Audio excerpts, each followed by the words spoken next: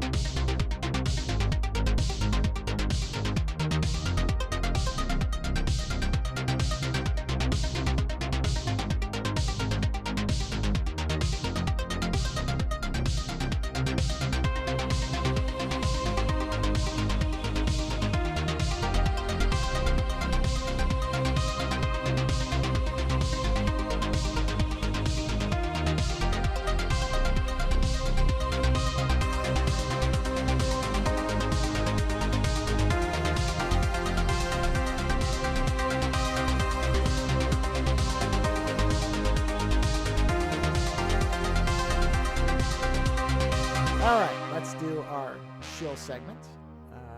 Patreon.com/Ozone Nightmare is one place you can go to support the show. Or you can go to the show homepage and you will find to your right, as you are viewing your screen, an array of rounded edge squares, vertically arranged top to bottom. Several pictures will be found within these squares. One looks like a very short book with a bookmark on it. Clicking that will take you over to Lando's Amazon author page.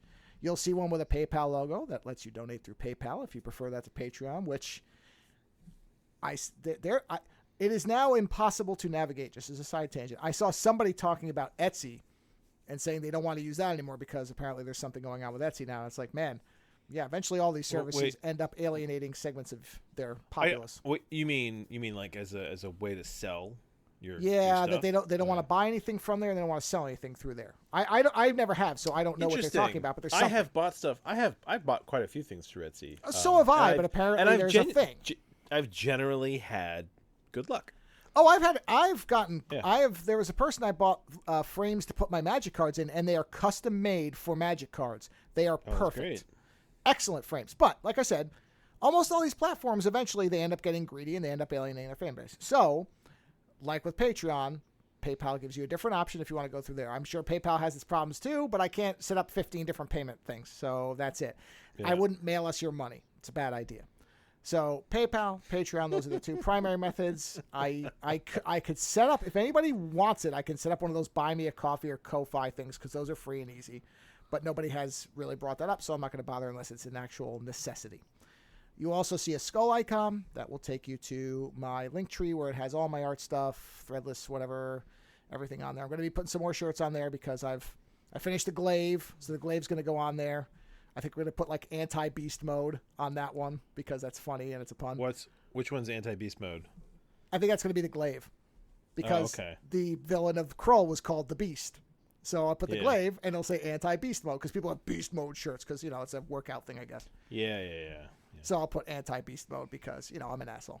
So, and I'll probably have two versions. It'll have with the blades and without because I like it better without, but I know a lot of people like it with the blades out. So I'll probably put two versions of the shirt. Do you have a glaive? I have come so close to buying a really good one. There's a guy who makes them.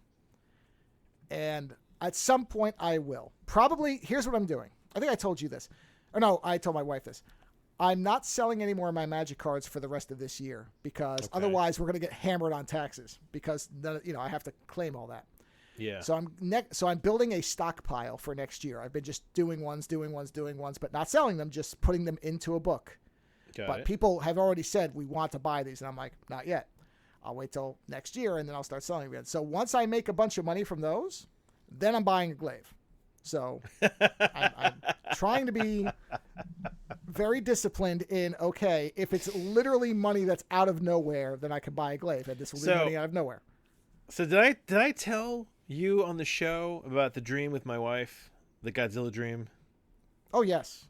Okay, yes, so yeah, I had a dream a while back about my wife turning into Godzilla.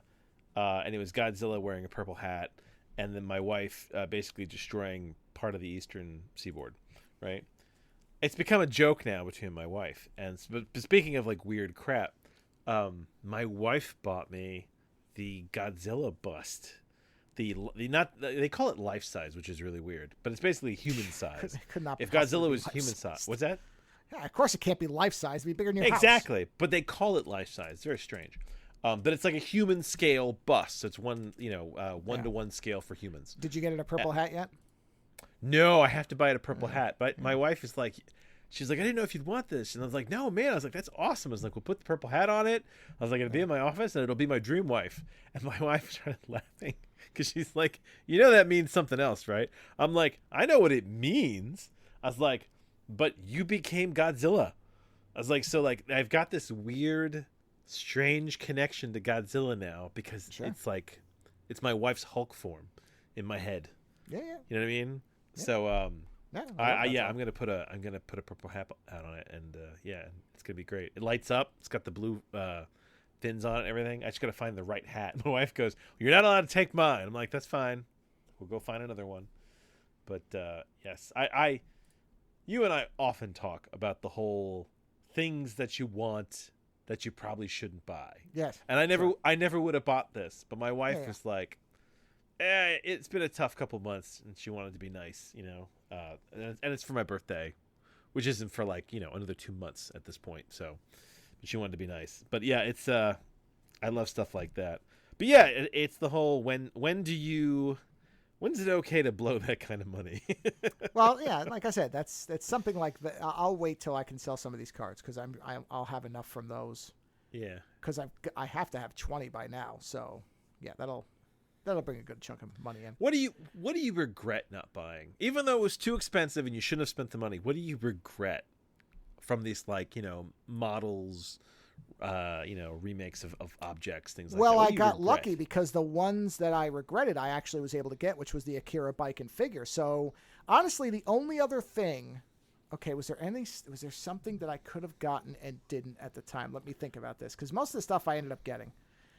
So is there something I regret not getting? I mean, the only other one was I had the chance to get a really good Blade Runner gun for cheap. Oh, I think I remember and I missed the window on it. Yeah, and so now to get one of those, you're gonna have to pay something like $600-$800 for one that was as good with metal, because this was a metal one with LEDs working and a sliding bolt and the whole thing. And that, there was like a window of a week where I could have got, but that was a long time ago too, where I didn't have the money, honestly. So no, and that's what it is. It's regret. normally when you don't have the money, but you see this thing and you're like, oh, well, and for me, it's always been the Weta ray guns. Honestly, you know what? I'll tell you a thing that I do regret that I had the chance to do it, could have done it, didn't do it, and can never again. I could have seen one of George Carlin's last shows that was in about 20 minutes away. Oh, and I didn't go because I thought, I'll see it the next time he comes in, because, I don't even remember what the reason was, but I could have gone, and it was one they taped. So it was in his last special, part of it. I mean, it wasn't the whole thing. Okay. And I didn't go because I thought, he'll come back around again if he's coming here. Well, he died like, I want to say 6 months later, something like that. So there's one that's an actual regret where it's like, yeah, I could have with a lot of ease and didn't, and like, nope, can't do it now. That's it, done. So that's one. That's not a thing, but that's I took my wife somebody.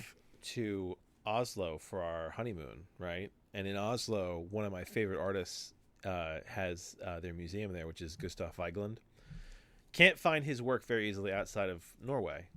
I love his work, and he mostly worked in statues, but some wood blocks. Can't find any of it outside of the country. My wife didn't understand why I loved it, and I brought her to the Vigeland Park, which is his sculpture park. But when we were there for our honeymoon, which is years ago now, the museum was closed for renovations. I had no idea. I checked the website and it hadn't said anything. And then when we got there, it was closed, and I was heartbroken that I could not bring her there, because she knows that this is like in my like top 5 general artists that I adore. And I couldn't show her, like, the park is beautiful, I mean, and it's full of his work, but like I couldn't show her the museum that had all his other stuff, things like that. Yeah, and and now it's like, if I want to go back there, it's not 20 minutes away. So Yeah. yes, regrets. But I'll go back at some point, and hopefully it'll still be there. Or it'd be better. But did you finish, by the way? With the code Ozone I have confirmed does still work because they sent me a reminder if in case I needed anything of the code. So that does still work. I always was saying for a while, I was saying, I assume it still works. Well, the fact that I got a thing saying, if you forgot your code, let us know. It's like, how would you forget your code? Because I keep telling people. We're still here. Yeah, Ozone. Yeah. So if you want to use that, you can. And let's see. I already talked. There's going to be late nights coming, so that's the only promotional thing. And outside of that, I simply present you this comedic sound effect. Oh no! Explain it. No. I think you should explain it. I don't want to explain it yet. I'll explain it in between. Let's play one. All right. Let people. Some people might actually guess.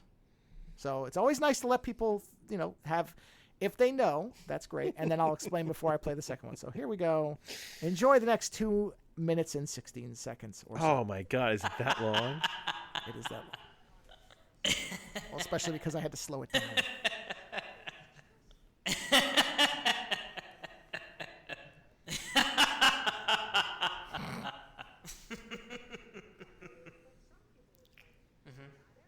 Just grabbing a drink, getting a drink. Joe.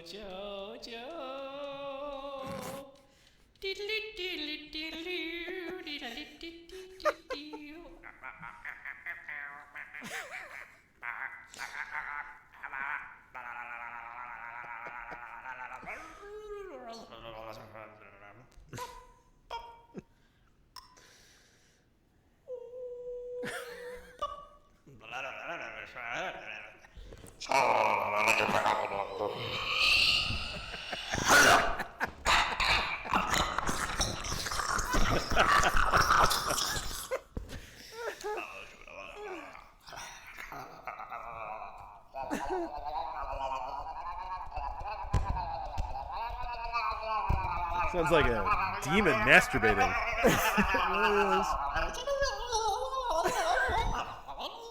You know what? Let me rephrase it. It sounds like a demon masturbating using a live goat. The best part is there are probably people who tune out for the intro part now, and they weren't paying attention, and now this shit's on.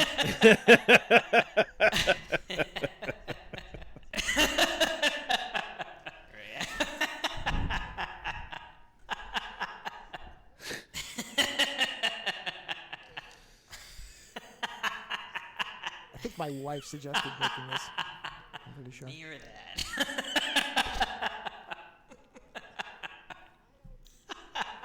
You should definitely explain now what it is. It's not over yet. I mean, they probably should have guessed from the fact that you laughed at one point during it. It's pretty similar.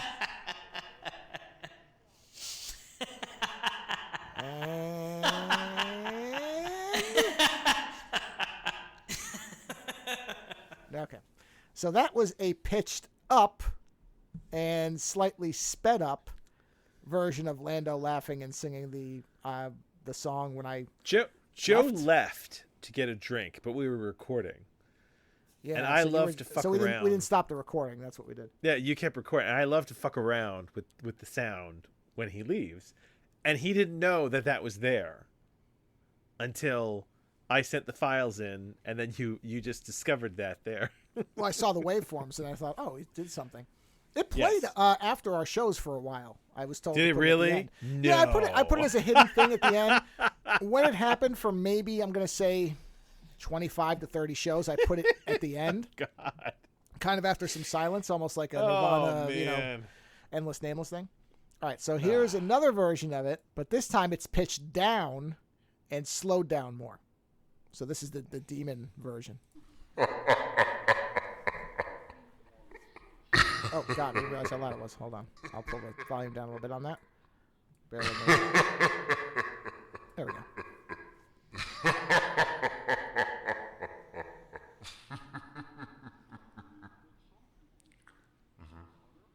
Just grabbing a drink, getting a drink. Joe. Oh man.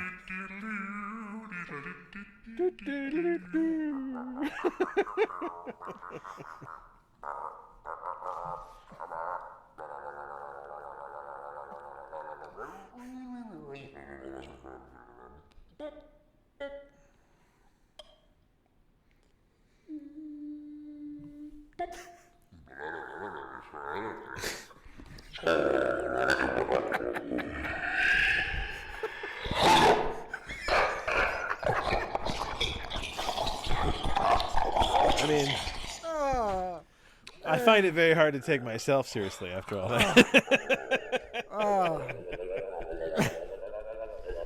I'm glad I Oh didn't listen to the no! whole thing before. Here's the masturbating with a live goat. Got it.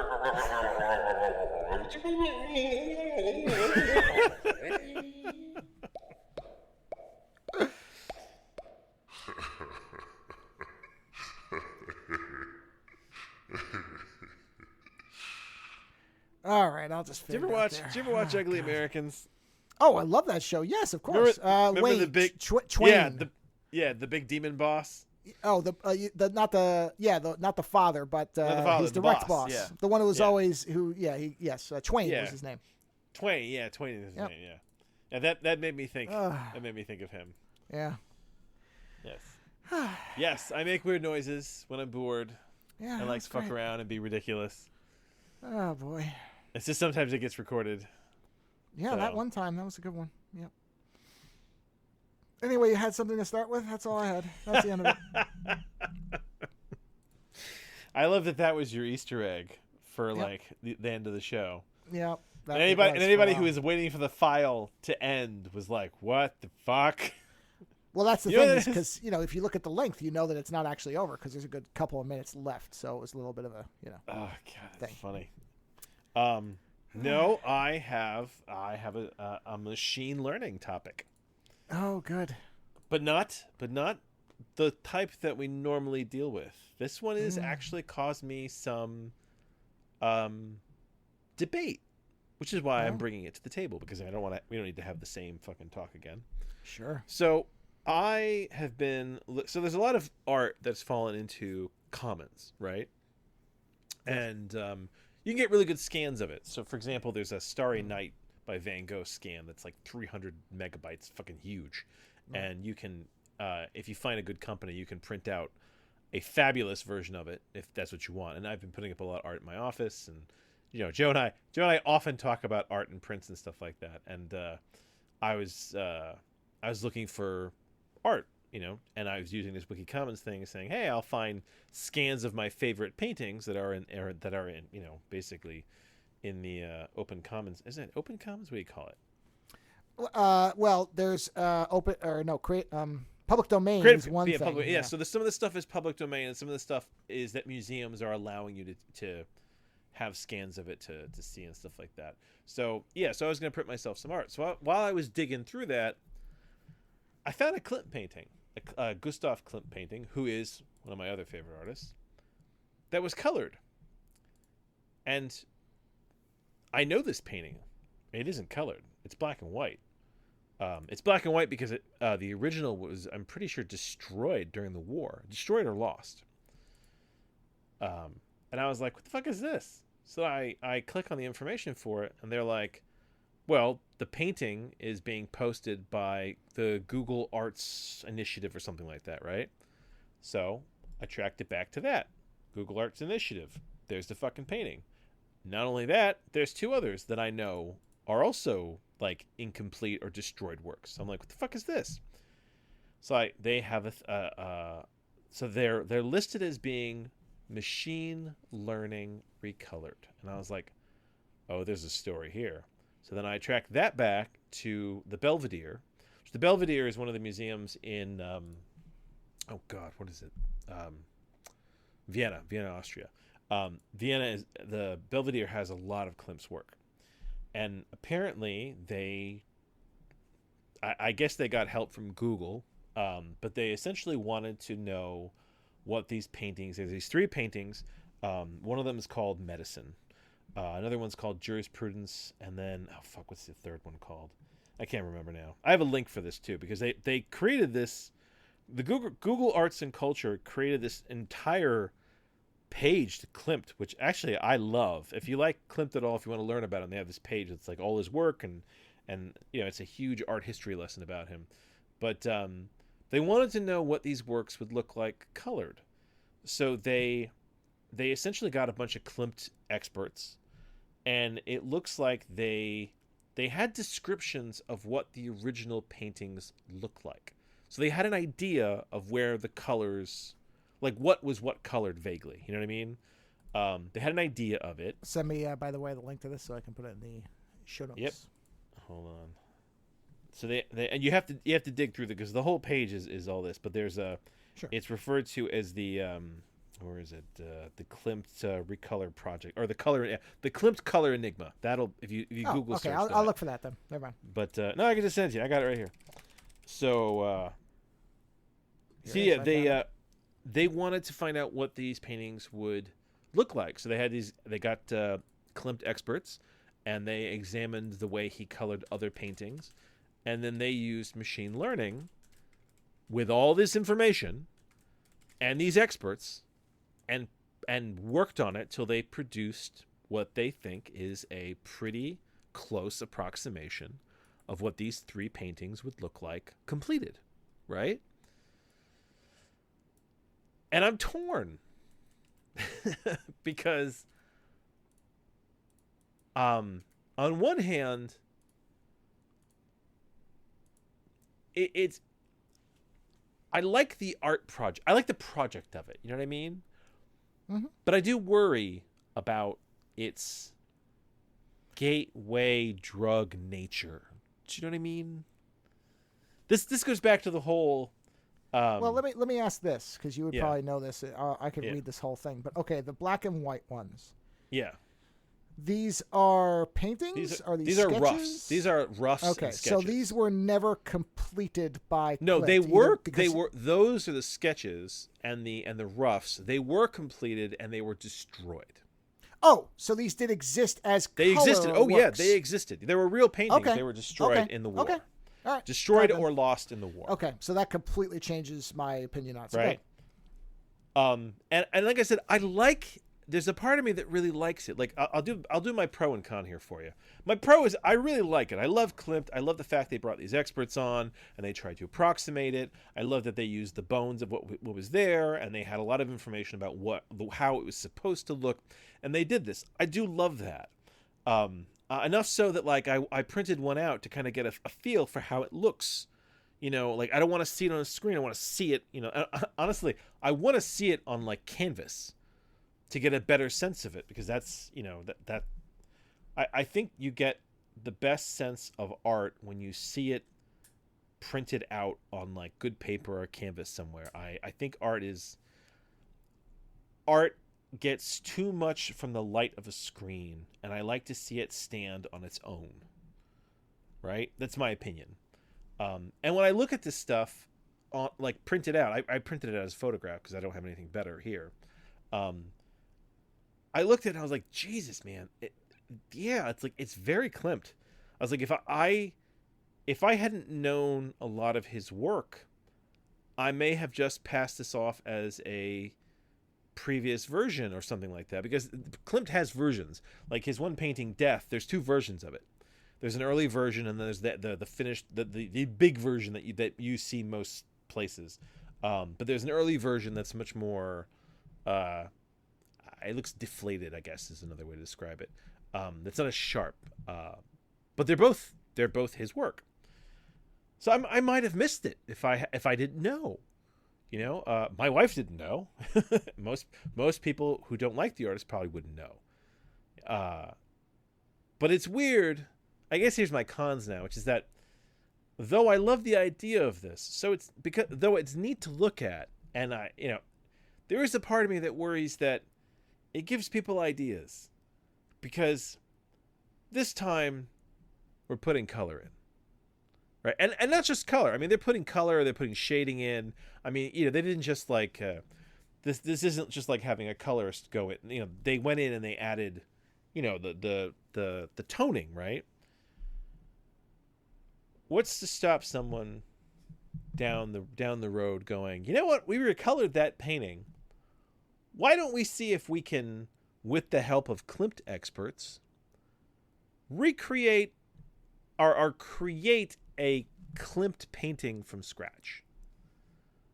We did the colors.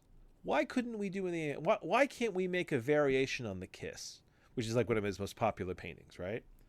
And it worries me because it is the kind of thing that we do. Like, we have a lot of techno creep, where basically we do one thing, and it's the whole, we cloned a sheep, let's clone a cow. Hey, let's clone a mastodon. Let's clone some dinosaurs. Let's clone people. Oh, trouble.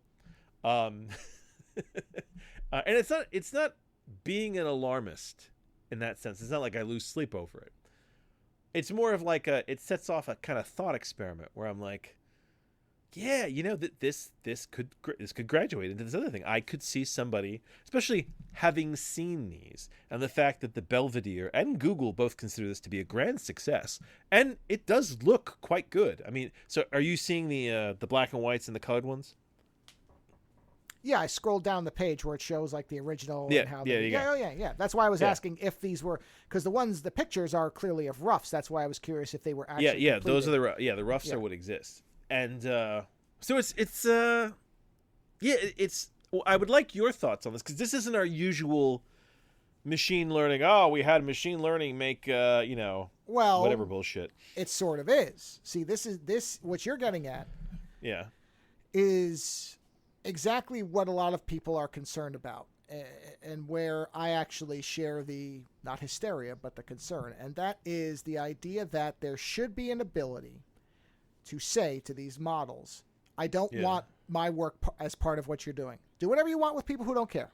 Fine. They want their work the thing is, incorporated. Klimt is dead, and all his work is in his work is managed by someone, right? There's an estate or something in charge. It's not just... Well, someone owns the work, yeah. Well, okay, so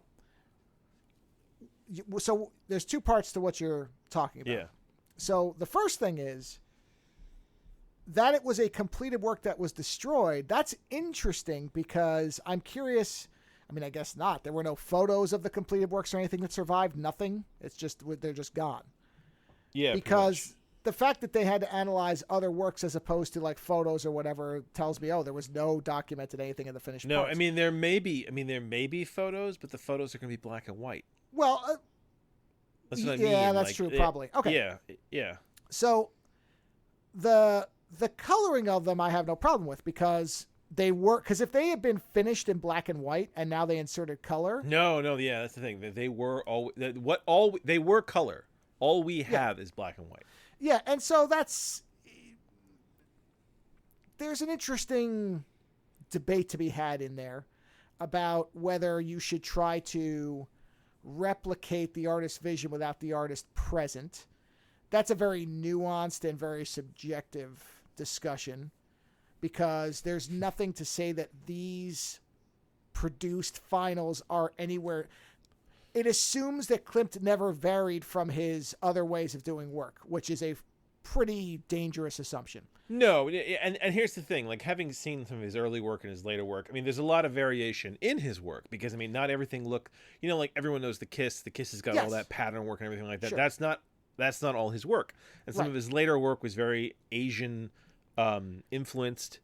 But even within a period where an artist was doing one style dominantly, it doesn't mean that they always were. If you look at some of his first paintings, when him and his brother basically started like a painting business together.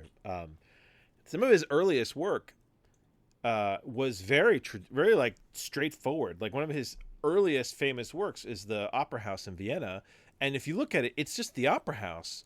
But what's really fascinating about it is that there's he individually painted like virtually all the faces in the crowd, and what ended up happening is that people started basically paying him and his brother to paint their faces into different places in the theater. Sure. Yeah, because they were like, well, I want to be seen as the person that was in this box and stuff like that. But like, if you see that painting and then you see the Kiss, like, anyone who knows art will look at it and be like, okay, I can see the bridge between these two.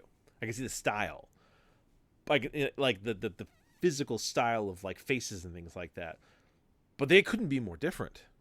Like one is abstract and the other one is like very much like a painted photograph. You know what I mean? Right. And so, and that's what I'm getting at as far as my first reaction to it is, well, this doesn't actually mean anything to me. It's not actually, there's no way to know that this is actually what the finished ones look like. No. So this is. Yeah, not at all. This is this is an experiment. Right. But This that is more of a. But the fear. Well, we're going to get to is, that. So. Yeah, okay. On the one hand, the idea of whether these are actually finished Klimt works or whether they represent anything of what it would have been, we don't know. So, but the fact that they existed and they're trying to recreate those, I think that's an interesting idea. That I actually don't think, because if he had finished them in black and white and now they were making a colored version of it, I'd say, yeah, he wanted it to be in black and white. So now you're starting to override into we're dictating what the artist's intent is. I don't like that, but that's not this. So we put that aside. Now, as far as your fear of, okay, now you could just generate new Klimt stuff, or what you're saying is, well, no kidding. That's what a lot of people are pissed off when it comes to AI about, because I'll give you an example. Years ago, pre any of this machine learning crap, Coop very famously has a image of a devil smoking a cigar. It's become pretty much the image most associated iconic to for him. him. Right. Yeah. I didn't like the cigar. So I went into Photoshop and I removed it. So I have a version of his devil head that's just laughing, which I've always preferred. I don't sell it. I did not know you did that. Well, because I only did it for me. Because I was using it as here's the thing. I think that what an individual does for themselves is very different. And you and I, last time we recorded, we had a whole conversation about people who are willing to change reality to make it suit them, right? And that's the thing, is that you saw something, you wanted to change it for your own personal consumption, right? You didn't make any money off of it. You just did it for yourself. I think that's perfectly fine. Right. But I could easily today, right now, if I was a scumbag, I could go to TeePublic or Redbubble and I could put that on a shirt and I could sell it. Yeah, if you were a scumbag. Yeah, and there's almost nothing that most artists can realistically, because Coop has multiple times said these companies are letting people not unless you're going to go to court. Unless you're going to hire a bunch of lawyers and fight a company, which most artists who aren't, let's say, I don't know, Alex Ross or somebody who has a bunch of money because they're constantly working all the time. Coop is not a millionaire. I'm not saying he's poor, but you're talking about a lawsuit that will likely be hundreds of thousands of dollars. Is and it go worth over it? the course of exactly. Yeah. It's one of those things. Is it worth it? And so that's what your concern is exactly what most artists' concerns are. Yeah. Because, as I've said many times, if you tried to do this with Mickey Mouse and Disney found out, they'd fucking kill you. Yes, because Disney has the money and the legal resources to destroy you. So this is why a lot of artists are pissed off at the fact that there is no consent built into any of these machine models. And in that respect, I'm completely with them. I don't think that any machine, I've said this a million times, I'll say it another million times, no machine is ever going to replicate a person. No. Even these things, if you say, make me a Klimt of, I don't know, Sailor Moon kissing He-Man. No, and actually, what I really like is I do like it when people try, like people, not machines, because there was a woman who did she basically did a play on the Kiss, but she changed it completely, and it's Gomez and Morticia Addams, and I was like, you know what, I really like that. Like you took the style, like not all of it, like, but you basically took the body shape and everything like that, and it's derivative. It's clearly derivative, right? But you made something new, which is it's Morticia and it's Gomez, and it doesn't, like, if you look at it, other than the fact they're in the same positioning, it's very different, right? But they processed the Kiss and they turned it into this. And if there was any couple that you were going to process into that position, it would be Gomez and Morticia Addams. I like that because a person did that. It's when you start saying, I'm going to have this, I have this program that'll turn anything into the Kiss. You know what I mean? Right. And that's what I'm getting at is, and there are people who are going to say, well, what's the difference? What's the difference if a machine does it or a person does it? And there is a difference. There is a difference in that when the person transforms something, right? Now, if you want to strip it all away and destroy all nuance, yes, there functionally is no difference. what I think what people are bothered by, and this is the example I've used in terms of my work and why I wouldn't want any of these machines to use it, is it's fine when you're using things for personal use in most cases. But if I were to find out a month from now that somebody had taken some illustration of mine and they were putting neo-Nazi imagery into it, and it was being used in leaflets that were being passed around to the KKK or something, I would be very pissed off about it. Even though they're not selling it, it's personal use. Technically, it is taking my work and perverting it and molding it to support something that I would like to see destroyed from the face of the earth. And so there should be some mechanism for me to prevent that. Some people don't care. That's fine. You don't have to care. If you don't care about your work being used in ways that would probably offend you if you knew about it, because, hey, as long as you never see it, it's, out of sight, out of mind, fine. But many people just want the ability to say, I don't want, and so Klimt's estate or whoever's managing that should have a mechanism to say, do not allow this type of this work. Now you can try to emulate it. The counter to that, though, is what happens when whoever owns the estate is sitting there going, hey, we can make more money off this. Well, that you can't do anything about that. So what? Yeah. That's an artist's prerogative. Well, it's the same it's way. Like I was saying to you before, there's a website called Frazetta Girls. And what's amusing to me, so they have the right to sell. I think it's his Frazetta's granddaughters. They have the right to sell his stuff, and they do very good prints. They do very good prints of Frazetta's work.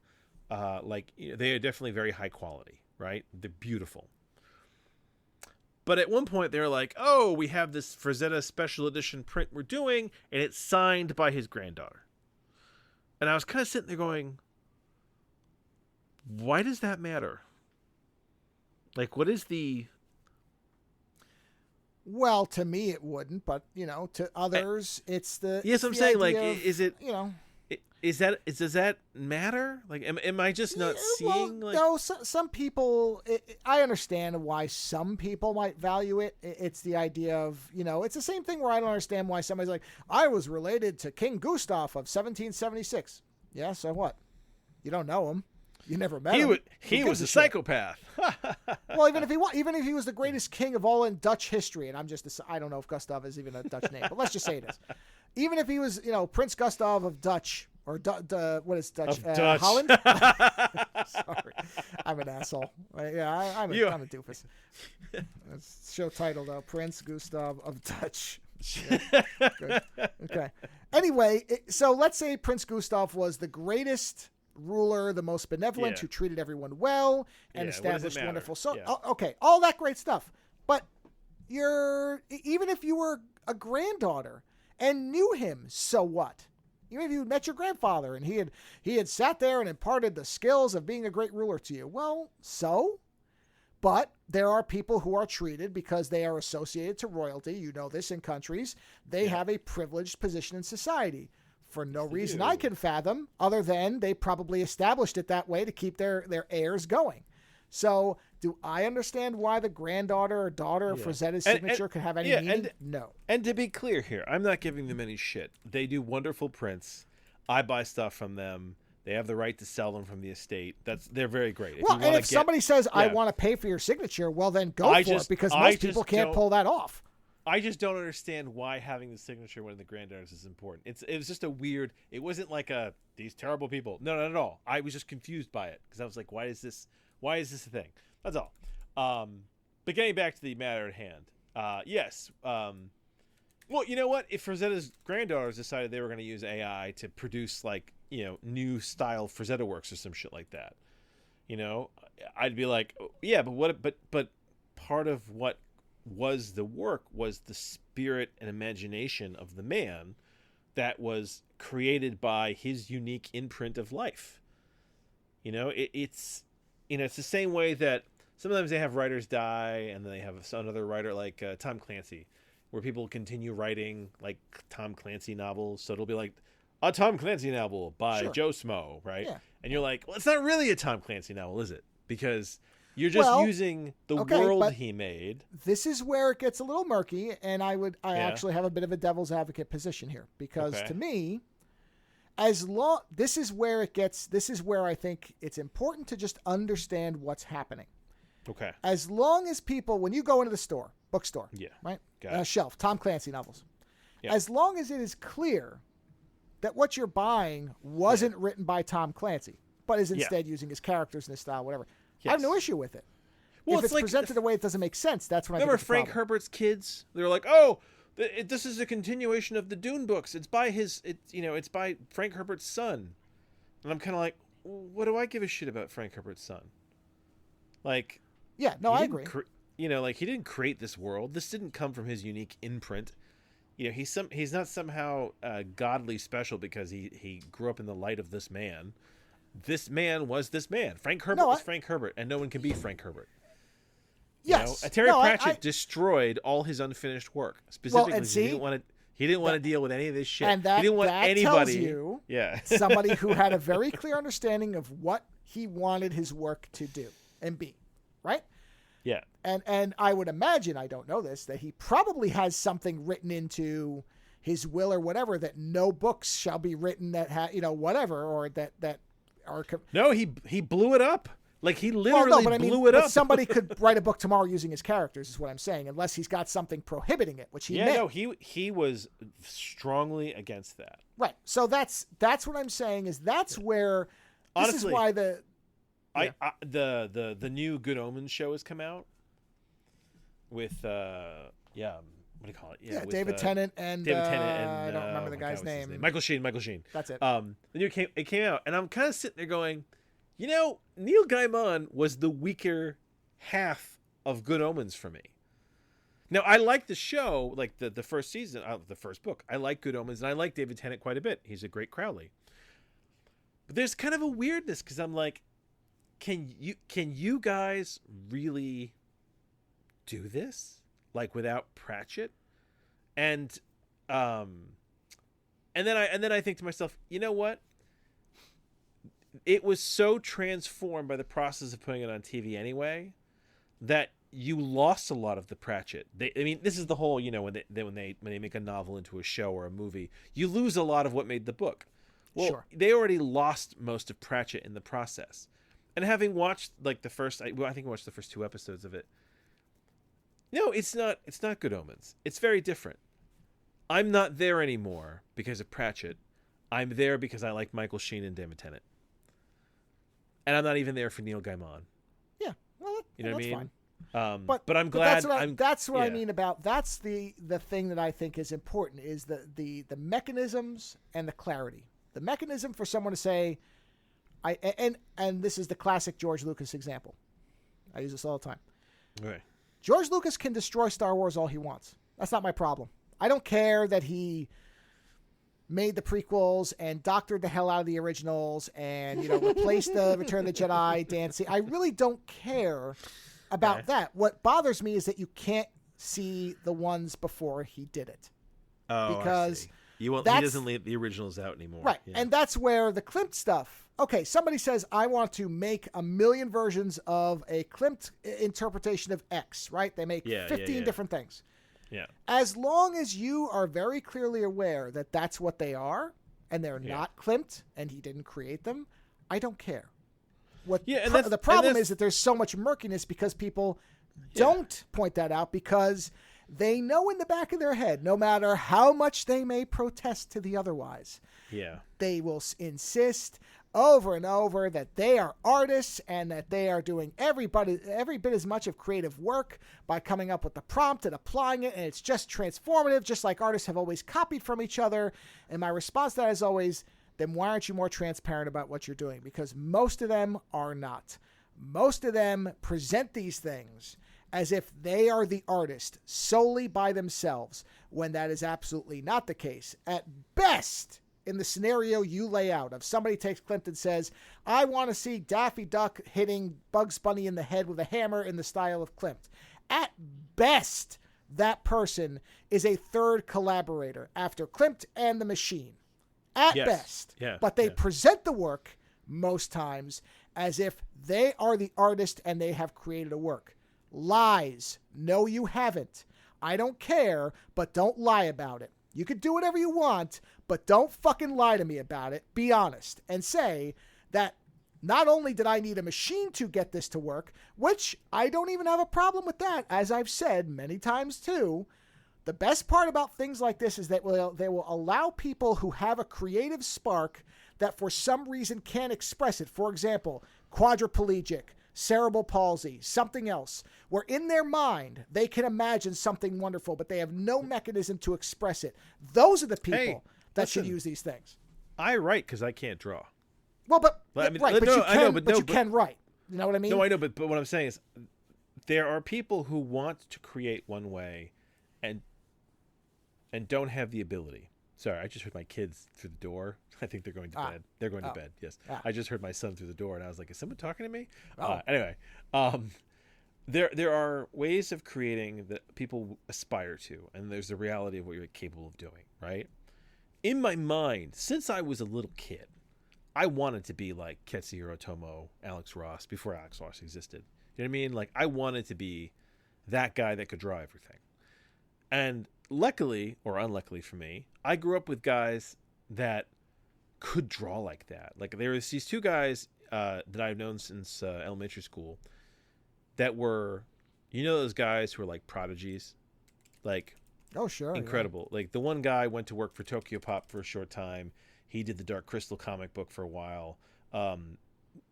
But he had a hard time with it. And I think what it is that when you're good, I think that when you're good from the get-go, you don't value how amazing it is because you're like, it's just something I do, right? And my other friend who was really good, who was incredibly good. I mean, he's one of those guys that he could draw you a Stan Lee comic book. Just do it off the top of his head. Just draw it, and you'd be like, holy shit. Didn't even go to art. Like, he went into something else entirely because he was like, this is just something I do. And you're like, but you do it amazing. But seeing these people, I was like, Jesus, I don't stand a chance. I was like, I should do something else. And around that time, I started reading a lot and was like, oh, you know what? I could do this. I was like, I may not be able to draw, but I can write what's in my head. And I wanted to get it out of my head so badly that I just started writing it. And that's, I write because I cannot draw for you what's in my head. If I could, like, plug you directly into my thought stream and give you my stories, visually, completely put you into those rooms that I can see in my head, I totally would. But I can't. So I write. I envy you, Joe, because you have the ability to visually create spaces. Well, and in that example, if you, because this is a very good example of, for yourself, if you said, I want to see Dogwood as Otomo would draw, you know what? that character, listen, I did something recently very different from that, right?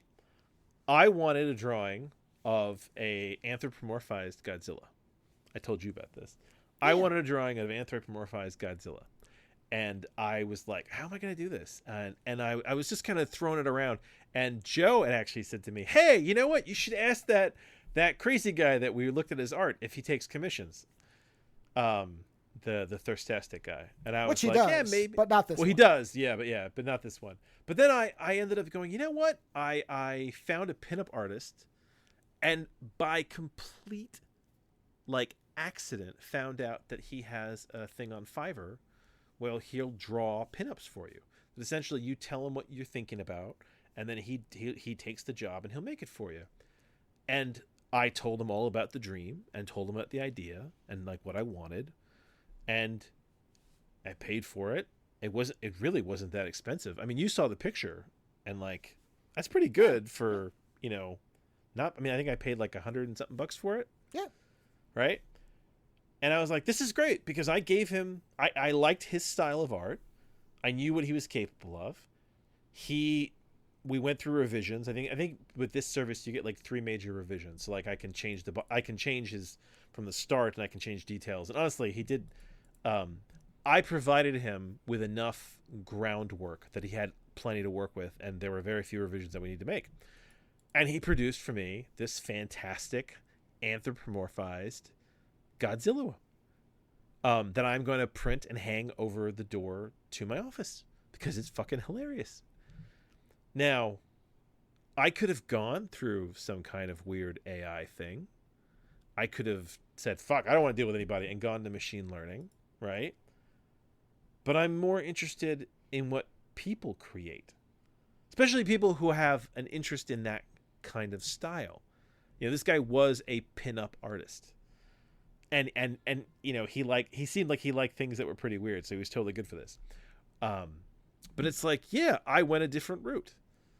I decided to pay an individual who is capable, rather than say, I'll just get a computer to do it. I mean, this goes to like the whole SAG strike, right? Where they're like, no, you shouldn't just bypass people to make more money. Oh man, who was it who said? I mean, it was John Cleese who said, why don't we get AIs to mimic the executives, because they do a lot less than the actors and the screenwriters, right? But this guy kind of goes back to that. It's like, yeah, I could have machine learned this. I could have machine learninged. I hate using that as a verb. This kind of thing, but it's like, no, I could have used the learnings of a machine. Yes, I decided to find an individual with skills who happened to be taking commissions, and they did a phenomenal job. And it's like, no, it doesn't always work out like that. And if someone came to me and said, well, I tried every avenue and I couldn't find anybody to do this, so I decided to use a machine learning based system to create it, I don't have a problem with that. I don't, because you tried, right? Especially if you yourself cannot create. But like, I'm really good at visualizing things. I just can't get it out any other way. So I need to, and it was funny because I provided so much groundwork for this guy that it was easy for him because I gave him a whole map, and it's kind of like, yeah, like I said, I envy you, Joe, because you can see it in your head and you can get pretty close to what you see in your head. I know you can't get 100% because we've talked about this before. But yeah, and then you get into this whole thing with like, when is machine learning okay? And it's like, you were saying with somebody who doesn't have the ability to actually, physically. Or this was going to be when you brought up the initial idea, this was going to be my other point is, let's say that instead of going to this artist on Fiverr, that you really wanted it to be Katsuhiro Otomo, but as far as I know, he doesn't do commissions, or you probably couldn't afford them, right? No, not. But if you went to, well, I mean, maybe you don't really know. I mean, for all you know, doing a small image, and some artists work more reasonably than you think. So maybe it would be interesting for him to do something off the beaten path, because I'm betting that 90% of what he gets is Akira pictures. And somebody came in and said, "I want a Godzilla, like in this style," and he was like, "Huh." I don't get to draw Godzilla very often. Sure. I mean, I'm not saying do it for $5, but he might be more reasonable than you think if you give him something that's a creative challenge or, a diversion. Right. And if anybody's wondering, this artist who did this for me, his name is Lucas Silva. He has an Instagram, and he has a Fiverr. I think it's called The Art of Lucas Silva. And he does fantastic pinups. And most of it's like DC, Wonder Woman. Some of it's vaguely safe for work. A lot of it is very not safe for work. He has probably one of my favorite pinups of Wonder Woman I've ever seen, and he has some really great Storm ones from the X-Men. But if you're curious, yes, his name is I'm pretty sure his Instagram is The Art of Lucas Silva. It's worth checking him out, and he does great work. So. I might as well, throw some attention his way because he did good by me. You know what I mean? Yeah.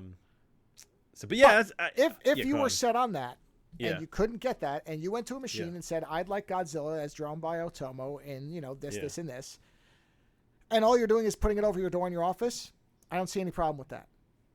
Were you to start selling them, there's a problem. Yeah, well, listen, I was it the AI learn. I told you I did the whole AI portraits thing, right? Because I thought it was pretty funny, and I've gotten paint things where it made like a artsy looking thing of my wife, right? Or like and I was like, good. This is just a photo of my wife that looks like it was done in watercolor. I'm gonna frame that and I'm gonna put it on my wall. Yeah. I know what it is, and it's fun. It's like a funny little thing. That's not, I think, what people have a problem with. No, it's not. It's where they fire all the actors for a movie and use their likenesses from previous movies and make 20 of them. Or if you found out that somebody had bought Break World and had made it into that the character was Hitler, and that, he was imagining, that the two worlds were the one where the Nazis won and the one where it didn't, and he was transforming it. Hold on. Let me tell you, because you're getting into a weird territory now of like interpretation too, because like I especially hate when somebody takes a piece of work that you like or something like that, right? And then they attach some kind of bizarre white power interpretation. Yeah, that's what I'm saying. That's where they're like, no, really, what this book is about is how the white man should be in power. Well, you're like, okay, no, but not only that, let's go a step further. Let's say they really loved your writing and the idea of all the characters. But what they did was they took all the imaginary characters and made them into Hitler's lieutenants. And the main character was Hitler. And then they changed the ending so that it wasn't ambiguous, but that in fact he realized that he woke up into where he had won. Oh, you mean and he was like, and this is, I don't know, Reichworld, bestseller in the, the underworld. I don't know if that's how that works. Oh, that wouldn't really okay. that wouldn't be really buying my book, would it? I mean, well, no. But in other words, if they were only changing small bits and the rest was verbatim with character name changes. Oh, so they just change. I don't know of that ever happening, but yes, that would suck. Well, but this is where when people say, well, art, as long as it's transformative, it's fine. I'm like, no, stop. Don't just say that. Yeah. Well, it's the same way when people say all art is steal, and I'm like, no, stop. Don't say that. No. That's not all true. Artists get affected. Artists are by and large sensitives. Well, I do believe that. There's and inspiration. There is borrowing of things. Yeah, right? they get affected. But I say this, and I've used this example with people a number of times, and every time they admit that what I'm saying, that it because people are like, well, I said, if they copy everything and they change one thing, is that transformative? Yeah, but well, also, listen, I don't know. And I would say, okay, but would you have any respect for that person as an artist if all they did was change? For example, you do a painting and they change orange to red. Otherwise, it's the same painting. Is that transformative? Technically it is, but you would never respect that person. Hold on. Here's a great example. That guy, Lucas Silva, that I got the thing from, right?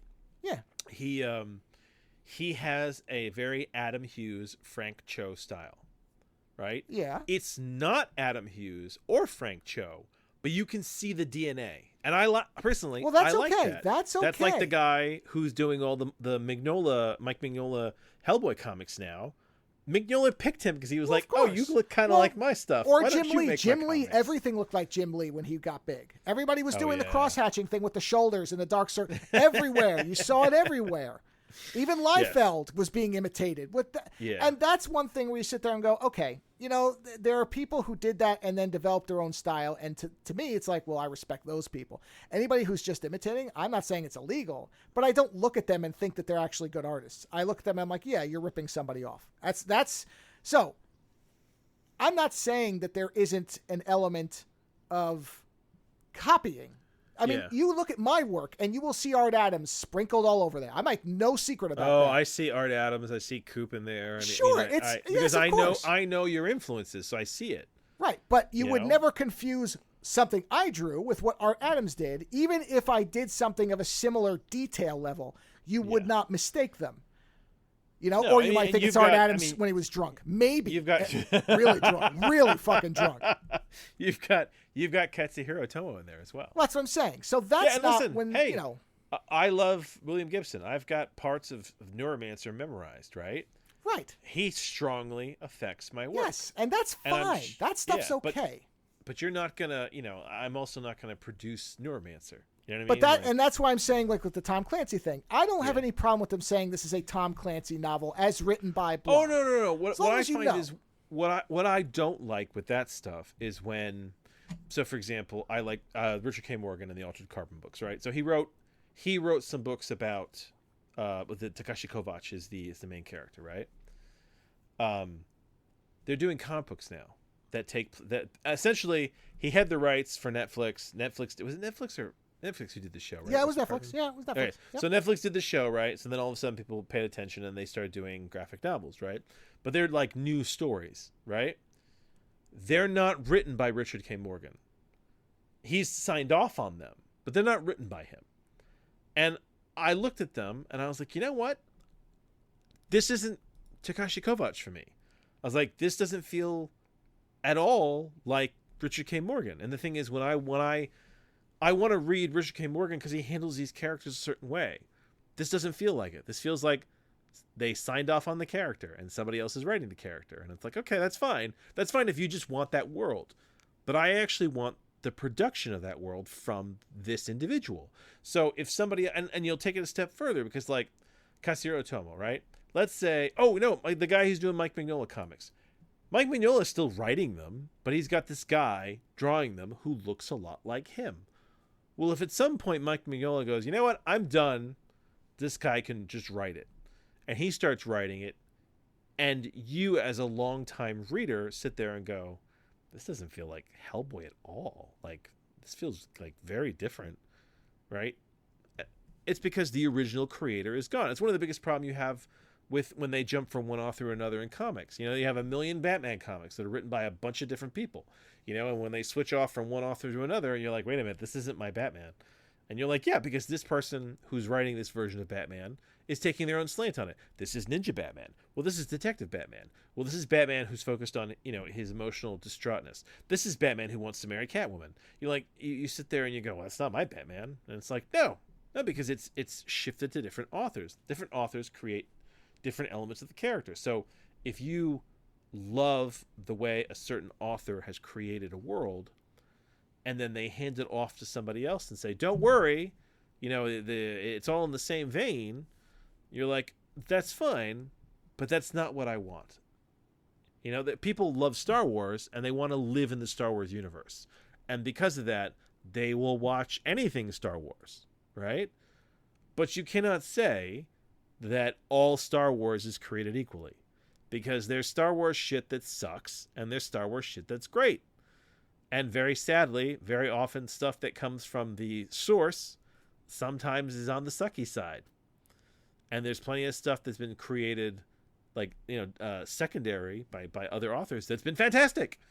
I mean, Disney essentially came in and destroyed the expanded universe, which had tons of fantastic stories. They destroyed a generation of Star Wars stories. Luke and Leia had kids. A bunch of them. You know, they killed Chewbacca. like all this shit happened. Leia was a Jedi. You know? Nope. We're going to wipe the slate clean. Rather than just film those. I mean, that's the fucked up part, is that if Disney had come in and just been like, you know what? We're doing the whole what do you call it? What was that trilogy called? Heir to the Empire. If we're doing Heir to the Empire and we're doing it all with CG, we're gonna get the original actors to do the mocap, and we're doing it all CG. You know what? I'd have been like, cool. I love those books. Why not? You know. But either way, the original idea of all this was that it's interesting to see Klimt's work painted, but it's also scary, the idea of if this, now what? And I think that's what it becomes. And anyone who can't see that next step, think about it. Well, again, I don't think there's anything wrong with the next step, so long as we know what it is. It is the dishonesty and the disingenuity that bothers me. But we live in the age of, well, we live in the age of fake news. Well, that's what I'm saying, is that's where, like, that's to me what the things that everybody bypasses. They get so hung up on what the tool can destroy or can do, whatever. It's like, well, wait a minute, but you know, where people should be concerned is that you identify these things, because the thing with Klimt is everything else. Here's another thing for you, right? What if, let's say, let me give you a good painting. Somebody who's a little blurry. Rembrandt, right? So what's that one that he's at, the Night Watch? I think it's the Night Watch. Rembrandt, the Night Watch, right? Very art history, this show. So Rembrandt's the Night Watch. Let's say a decade from now, it's getting a bit haggard. Paints. Oh, well, never mind. Actually, I have the perfect one. Da Vinci's the Last Supper. Remember the Last Supper that we saw on the wall? Yeah, sure. Now there's multiple versions of the Last Supper, but let's say Da Vinci always fucked around with his paints. The Last Supper is beginning to fade. We're gonna go in with an AI and we're gonna sharpen it up, and we're gonna make a copy that we claim is what the original looked like using machine learning. Where does that live? I don't think it matters where it lives. All I think that matters is that it says this is not the original. Not the original. This is a new so version. As long as they come in, as long as they go in saying, "Hey, this is I would this put is it right doctored. next to the This is actual one. doctored. I would put it next Okay. to it and say, here is what it is. If Okay. you're a purist and you want to see the original one as it currently exists, as best as we can maintain it, yeah, here it is. yeah. Here is a version that represents the machine's best guess at what it looked like the minute the paint dried. Right. I have no issues with that as long as the identification is clear and people understand what they're looking at and where it came from.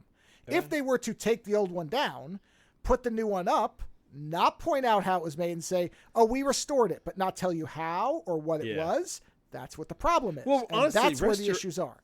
Restorations have always, in general, been like a bit weird to me. Well, restorations are machine learning Yeah. through humans. It's a guess. They weren't there.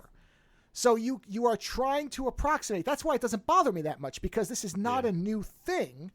The difference is that because the machines can do such a good job so quickly, it is very easy to pass it off as genuine, and it's not. It's just not. I don't care how 99.9 and a bunch of nines is not 100%. The machine didn't live when the artist did. The machine didn't see the original as it dried. So shut up. It's not a genuine thing. The machine is not alive. Well, I don't care if it's alive. No. I don't care if it's alive or not. That's not in this particular example. That doesn't matter. If the machine you're using was present when Rembrandt finished the painting and scanned it, in 8K, okay, well, yeah. See, I'm talking about the whole producing new work type of thing. Well, it's all the same thing. No, though, again, listen. I told you that the Starry Night thing that I've got, that's like a 300 megabyte scan. Of the original, right? Yes. Yeah, that is what it looked like at that moment when. Right. You know. So if that was made into a print that hung in a gallery at perfect representation, well, all you have to say is it's a print, but it is what you would see if you saw the original painting. Okay, I don't care. That's fine. So as long as they claim the honesty of what it is, you're fine with them fucking around. Right. Okay. It's like I said, the honesty of what we're looking at is what's important to me. Seeing it. I did. I printed it out. Like I liked seeing it. It just, there is always that little, like kind of itching in the back of your brain. Well, and this is the thing is, where are we going after this? Well, because a lot of prints that you buy now are based on photography. They're pictures of the work. Now, that's always going to lose something in detail. At some point, I am confident if they don't already have it, that they will have some way to have a scanner that can get every little detail without destroying it. I want a topographical scan of works of art that I love. And that's what I'm saying. I want them 3D printed. Yeah, so if you want to have a floor-to-ceiling representation of the Kiss with all of the texture all to the it, texture. Yeah. Oh, why God, shouldn't you be able to have that? Oh, you should be able but to. that's different. That's a scan. That's a scan reproduction. That's not... Yes. Yeah, I'm fine with that. But that's what I'm saying. You would, if somebody came in and you claimed it was an original, that's bad. But if you say, I got this 3D scan that allowed me to even have the brush, you can feel it. It's fine. Because then you'd be able to. You wouldn't be able to do the original like that because you destroy it. But you're one in your house, you'd be like, look, touch it. You can actually feel the brush strokes. Touch my painting. Come here, touch my painting. Touch the Kiss. It would be great. And I don't have any issue with that. That's fine. Yeah. That's not a perversion.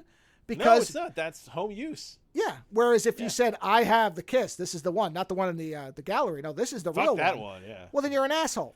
Well, I've had people tell me before that they prefer to see like digital versions of paintings because they don't like to have to see the texture. And that's fine. That's an aesthetic choice. Isn't that an interesting like difference to all this? Where you're like, I'm sitting there going, but I like to see the. I understand. I completely understand that. I am like that with some things. There are some things. Oh, you said you didn't like Alex Ross seeing the originals. Yes. So because that when I saw it up close, it broke it a bit for me because you could see too much of it in person. Right. Whereas on the page, because it's smaller. When I saw Van Gogh in the d'Orsay Museum, I got so close to that goddamn thing, and I was looking at it from like the low light to see the way the shadows were cast across the texture of the paint. Yeah. Oh God, I love that. No, that's shit. great. That's what I'm saying about. I have no issues with any of that stuff. That's fine, as long as you know what it is and there's clarity about what you're experiencing. It doesn't make it bad. Yeah. It doesn't mean they shouldn't do it. I just want the honesty. Yes, honesty. It's the honesty. I can get behind that. And then on the as far as the machine learning and the when people resell work of other people, an artist should have the ability to say, I do not want my stuff as part of these models. Whether it's a rational objection or not is not the point. It's their work, and they should have ownership of it. Yeah, I don't think your work should be allowed to. This happens a lot in music, where like especially with techno, where people were sampling and they're like, okay, well, to what degree does this have to be different for it to be considered different? Because like Vanilla Ice is the big example. Vanilla Ice ripped off a Queen song and added one thing to it. And there's an interview where he basically admits to it, thinking that he's defending it. It's a famous interview where he actually says, "Oh no, ours has a cymbal hit in it, and that's the only difference." He's like, "So it's not the same." Well, yes, it is. But I mean, there was and if he had just come out and said, there's been multiple ones. And if these people just came out and said, yes, we love the riff on this one song, and we used it and we did something different with it, 95% of the shit would go away. Puff Daddy used a major portion from Every Breath You Take by the Police, right? Yeah. And apparently that shit cost him so much money that it was almost not worth making the song. Well, that essentially most of the money for that, all the royalties for that song, essentially go to Sting. Yeah, well, good. It should. He made. It's like, you didn't even ask for fucking permission, dude. Like, you just tried to rip him off. Right. If he'd gone to Sting, and this is where if Sting said no, then guess what? You can't use it, or you're gonna have to transform it in such a way that you can't be sued over it. Sorry, I actually invent think something. I think it's really hard to steal literature in that same way, because it is because people don't have the same. Yeah, I've said this if I read Hemingway and I read Steinbeck, but I don't know which one I'm reading, do you think I know? But if you find 50 writers, right, and you give them all the same plot synopsis, give them like we'll call it like a 10-page plot synopsis of a book, right, of everything that has to happen, right? You're not going to get the same book. Yeah, sure. It'll begin and end in the same place, but those adventures, those descriptions will be completely different. Right, yeah. Well, I mean, if Tolkien and Richard K. Morgan had written Neuromancer, right? You gave the same premise to the two of them. Man, you couldn't have found a more like perfectly awful person for that book. Well, that's what I'm saying. Is one would spend 40 pages describing the wire that connected the deck to case, and the other one would spend 40 pages on Molly's juicy, explosive orgasm the first time they slept together. That's the beauty of it. Oh, man. You're so right, too. That sex scene in the beginning of Neuromancer would have been like 20 pages long. Yeah, the punchline of that sex scene would have been that every piece of equipment would have been ruined because there would have been juice all over the room. Right? That's what I'm saying. Oh, God, your use of the word juice is the worst. It's good, isn't it? Fluid, liquid, whatever. It is, because I know you hate it. Like, you hate those, like, quote-unquote juicy sex scenes. No, the reason I specifically used the juice is because I just heard a song where they say it. Like, it's like a UB40 song where they're basically talking about, like, eating a woman out, and they're using euphemisms, as they have to in songs. And I think they said, like, juice is so sweet, or maybe it was Duran Duran, something like that. Yep, there you go. Oh, wow. I think we should move on to our next topic. Because we could go on, and I think juicy. I think the juicy coffin sex is probably the end of this for us. Yeah. So anyone who follows our video games, which I don't know, you haven't posted it yet.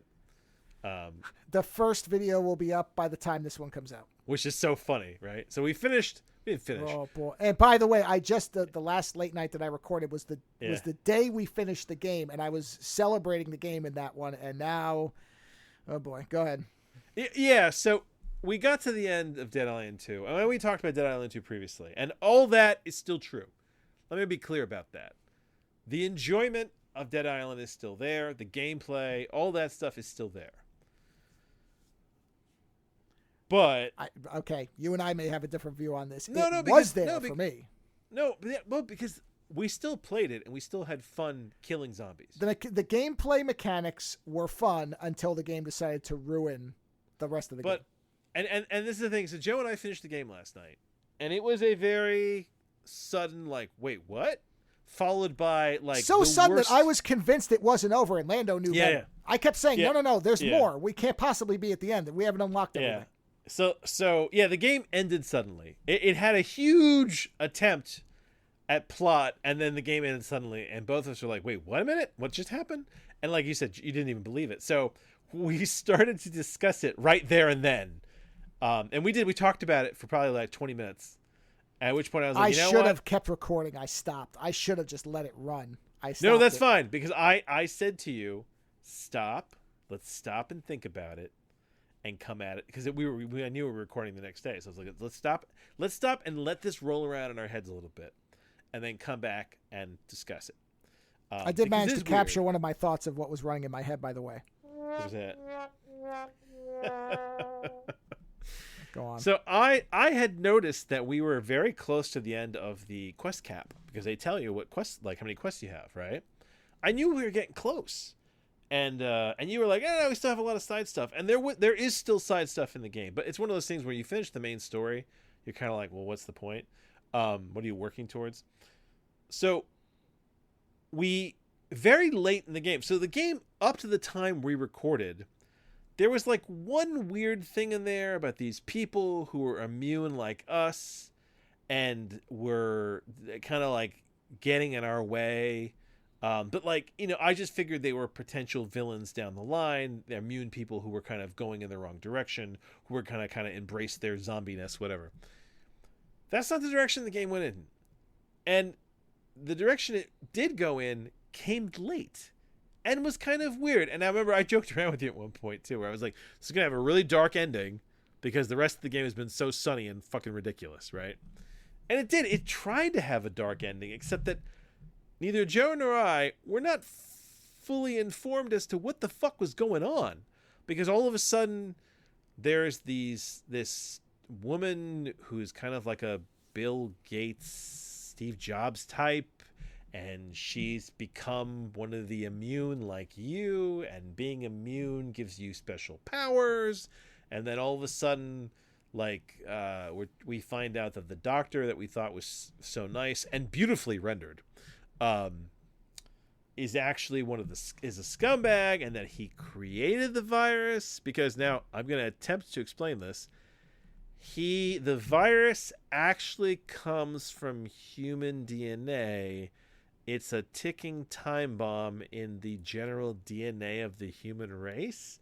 And in like a certain year, we're all just going to turn into zombies and the human race is going to terminate, except for this 1 in a million mutant hybrid, which is the Newman, which is basically these people who are immune to the virus but have like super abilities.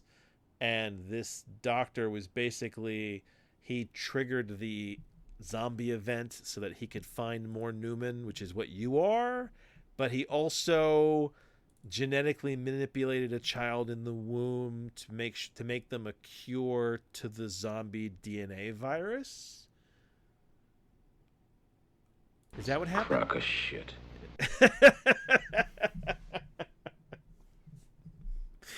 All of that in like the last 20% of the game. In fact, most of that in the last like 2% of the game.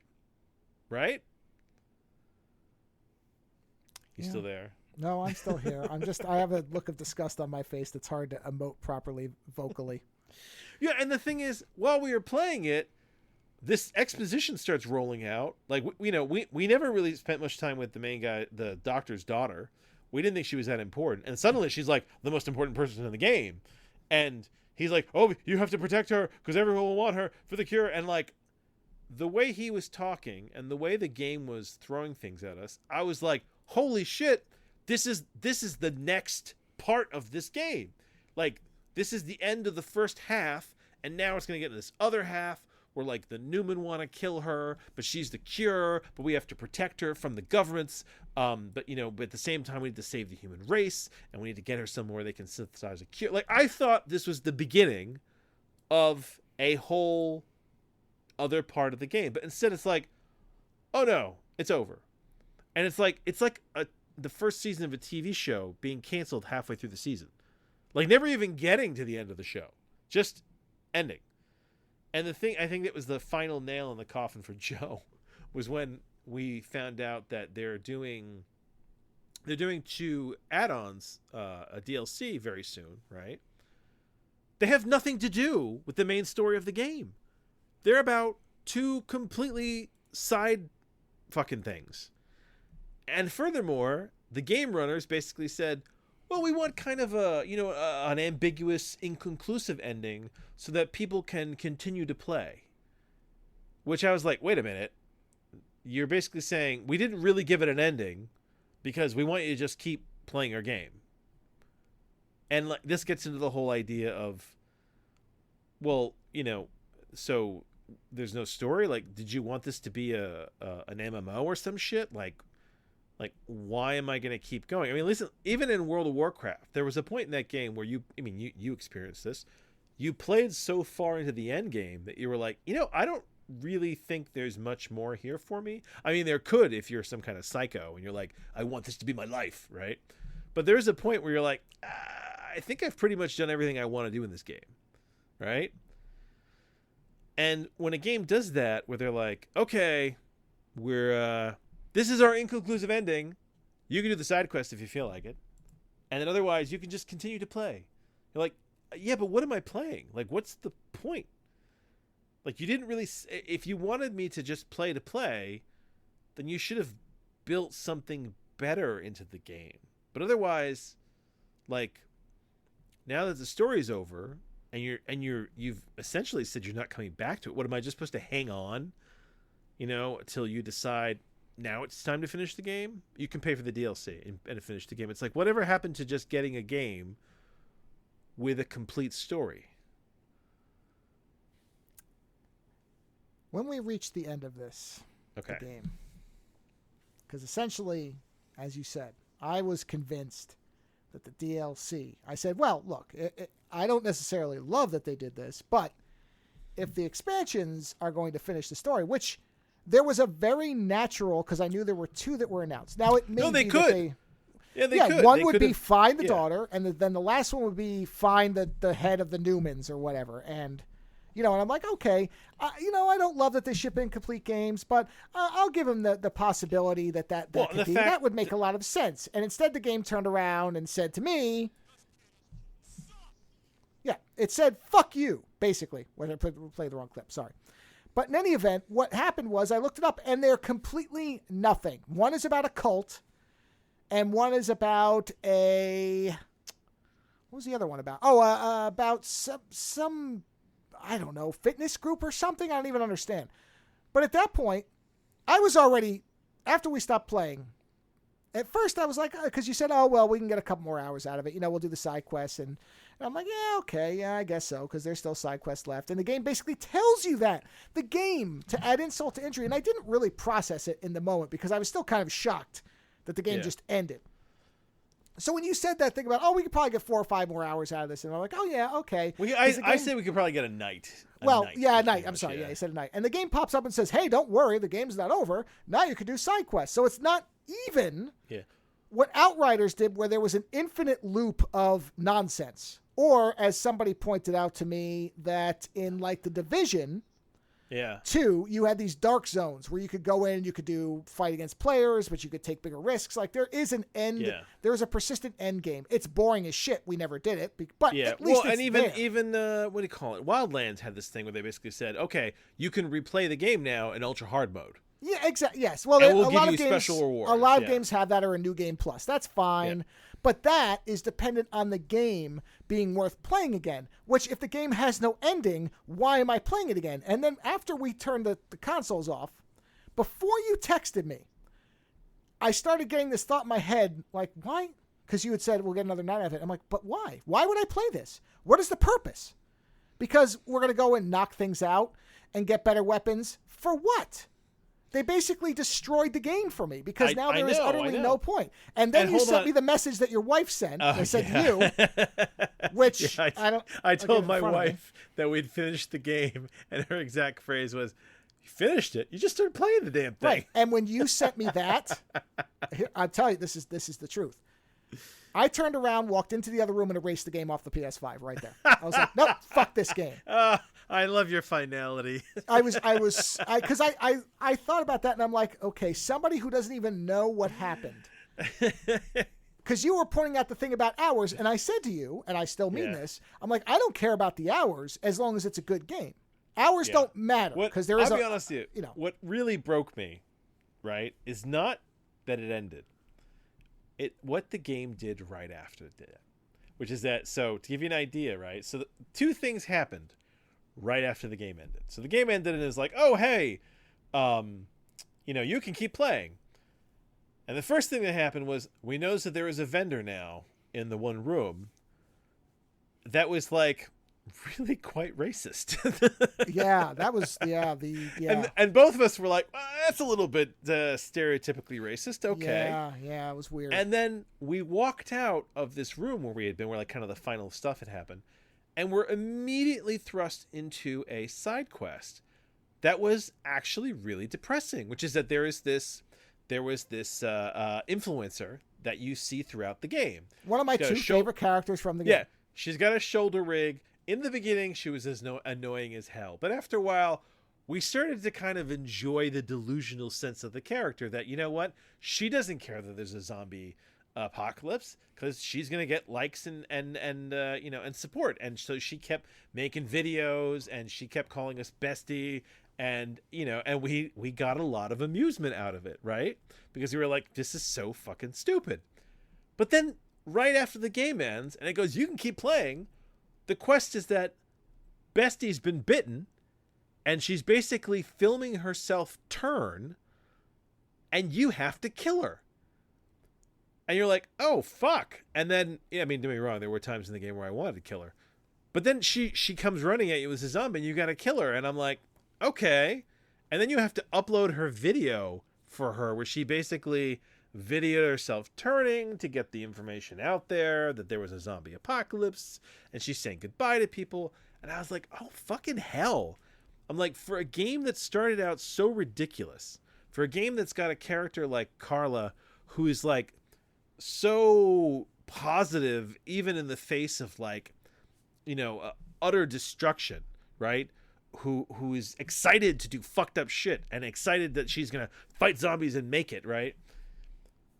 To have that be the first thing after the game ends, where you're like, you can keep playing. By the way, here's a really depressing quest where you kill a 20-something-year-old delusional influencer who has kind of grown on you, right? I'm surprised they didn't send us back to kill the artist. Just who for knows? shits and giggles. Who knows? Another side quest is probably that. Yeah. But here's the thing that pissed me off about that even more. There's a couple things. One is, even as it was presented, it was terrible because not just the storyline, which was depressing because we did like the character at that point. But the other thing is, they just throw her at you. I didn't even realize we were fighting her at first. So she was dead. Yeah. And then I'm like, wait, that was her? Because they give these dramatic scenes to other characters that we barely even interact with. Sam, who's a character from the first game, who honestly, if you didn't play the first game, who gives a shit? And his presence in this game is basically who gives a shit, because the only reason you'd even know him is he's all posture. He never really does shit. Right, and the only reason we're supposed to care about him is because that the character, the superficial actress character, is an ex of his, and now they're back together. So thereby, by transfer of property, honestly, we're supposed to care. The most interesting character in the game to me was the guy with the half-burned face, which we barely got any of. Which we're gonna call Hicks from now on. Yeah, Hicks. Hicks was the most interesting character to me. D.I. Hicks, Dead Island Hicks. Yeah, and we barely got him. Barely. And yet, here's how the game could have been really interesting and good, and might have been worth replaying, even in its broken state as it is. I'm going to present you a scenario. You tell me this isn't 1,000 times better than the piece of shit we got, right? Basically, same game all the way through until you get to the end, right? Now, there's the part where, sorry, it's spoilers, people, but guess what? You don't want to play this game anyway. Not for the story, anyhow. There's the chopper. At the chopper, Sam is turning. And so this is before we get the cure. There's one dose of a cure, which we, for some reason, decide to use on Sam, which makes no fucking sense, but that's fine. It's the bullshit way this game handles things. So here's the way I'm doing the ending of this game.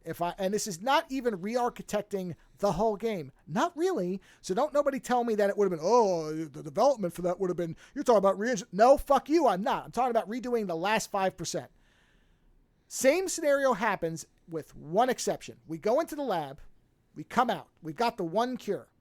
We go to the helicopter, and you find that Patton is holding his arm, and they've restrained Sam. Sam has bitten Patton, D.I. Hicks, and now he's going to turn. At the same time, we get a call from the influencer saying, listen, I'm going to tell you this, but because I feel bad about keeping this from you because you've done so much for me, but I've been bitten, and I'm probably going to turn soon. And then the game comes up and says, guess what?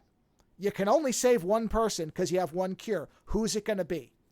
And you get a fuck different, you. That's a tough choice. Well, it is, but it makes Patton you even or the with influencer. God and then and then you have to kill Patton and Sam, or Patton and the influencer, or Sam and the whatever. You have to kill the other two, and then of course the girl would react differently. Sam's not even a choice in that. For me, it's either the influencer or Patton. AKA Hicks. For us. But if you had played the first game as Sam and really liked him, it might be a different choice for you. But at least the game would then give you a reason to replay it. Now, you could just reload and you could just reload and redo it. That's sad fine. Because we were totally on board this game till like the 90% mark, 95% mark. Yeah. And then all of a sudden it was like, wait, what? Here's another thing that pisses me off. We never got to kill Jimmy Montana. Why didn't we get to kill that fucking asshole? Oh, you know what? I actually enjoyed him at the end. Well, I mean, but I would have liked to kill him more than the influencer died. I would have killed him. He died. I would have killed him over the influencer or Patton at any point. So that's the thing. They took the characters who that were I developed. really wanted to kill was the lady in the alligator pants, whose name I can't remember either. Was it Conrad? Yeah, I think it was Conrad. Yeah, I think that's right. Yeah, the fact that they dangled her in front of me through the whole game, and then I didn't even get to fucking fight her. You didn't get much of anything with her. I don't even know. End, and the two people with her, I barely know anything about. It's nothing. Yeah, at the end when she's like, "Oh, you couldn't leave the city. I wonder why." And then she like backs away, and that's the end of the game. And it's like I didn't even get to fight her. Right. I dislike her more than anybody. And here's another thing, by the way, for anybody who's like, well. Because, you read this, and I've heard people use this defense. Well, what they're doing is they're leaving themselves the opening to get into it in the sequel. Hey, assholes! Sequel? This one took 7 years! Well, forget that. Deus Ex Mankind Divided was the setup for a third game that we'll likely never get. Don't set up for a fucking sequel, because you don't know that it's going to happen. That company could go defunct tomorrow. The Dying Light people were the creative team from Dead Island. They left Dead Island, and they've made 2 games since in the same time. Well, but what I'm saying is you don't set up for a sequel unless you know what's going to happen. There's no reason to think Dead Island 3 will happen. And here's another reason. Even if it sells really well, the first one sold really well, and the second one went into development hell for something like 13 years. So even if it's a blockbuster... Oh, was it 13? I thought it was 7. Maybe it was... No, I think it was... Hold on, let's see. Dead... I thought it was first announced. I mean, they obviously announced it before. It was a sequel to the 2011 game. Okay, so it would have to be, when did they announce the second one? 8 years. It says more than 8 years in development hell. So whatever. Let's say 7 to 9 years. Even if your game is successful, who's going to go to that and say, oh, we're willing to spend 7 to 9 years? Even if 5 years you don't get usually. So it's a fucking train wreck. And it sucks because the gameplay is great. We were having, as you said, a blast through a lot of it. the artist, the character I loved. Even a lot of these, it's interesting that most of the characters where I hated at first, and then I started to love them really quick. A lot of the annoying characters actually grow on you pretty quickly. Except for Ricky and Roxanne, who I loved right from the jump, right, who we never saw again. Yeah, there was no conclusion for them. Don't worry, it'll be in the sequel. Yeah, maybe. Ricky and Roxanne. You know, like I said, this game feels like you've got half the story. I also have no inclination to play a sequel now. I don't care if they tell me it wraps the story up. Because you don't trust I don't trust that unless I read that they literally wrap it all up and there is no intention of a fourth game and they tie all the loose ends up. There's a bow, man. We put a bow on it. Or if they put a bow in the game that I can shoot, then I might be interested too. But otherwise, no. Yeah. I wanted that crossbow. No, fuck you. Yeah. So that sucks. And this is annoying. I mean, Outriders was not a good game, but the gameplay was really good, and that got us to the end, right? But even that concluded. We fought a final boss. Yeah, and there was and you do discover what's going on. Yes, right. You there's can stuff continue that's left to open. yeah. That's fine. I'm okay with that. Yeah. But this has no resolution. It is the literal cliffhanger, and the explanation is so. It's 90% of the plot in the last 1%, which honestly I didn't even follow a lot of what was going on because it was rapid fired so much. Yeah. In this very hectic action scene where you don't really understand what's going on. And like you said, the white-haired woman, we barely know what the hell she is. I experimented on a baby. And, honestly, for a second there, I didn't realize he was talking about his daughter. Because I was like, you experimented on babies? And then he's like... I didn't either. Like, yeah, and he's like, oh, honey. And she's like, that was me. And you're like, I'm glad she said something because I didn't fucking know. And then I read somebody who said, and they basically infer that maybe she's not his daughter. I don't know when that happened. So either this person that said that invented it. Oh, wait, that one review. Hold on. That one review that you read that was like, they're alluding to apocalyptic events in society. Oh, yeah, that too. Yeah, like ancient ones and all kinds of Cthulhu shit. And it's like that. And then somebody's like, you don't know what you're talking about. But honestly, when I read that to you, I was like, yeah, this person's fucking clueless. But then I thought, well, you know what? If you can't follow it rapid fire, maybe it's not a native English speaker or something like that, or maybe the translation's not good. I wouldn't blame somebody for misunderstanding it because I only followed maybe 60% of it. You filled in some of it for me because I was there. Oh like, what yeah, the fuck it was quite funny that there was stuff there that you were like, I didn't get that. Did you get it? Like that whole explanation I gave you early on. I had to give Joe that explanation after the game had done it. Yeah, he was because like, what the fuck just happened? Yeah, because I was like, okay, this is a weird like prelude to the ending, and this will get explained. And it's like, no, this is the ending.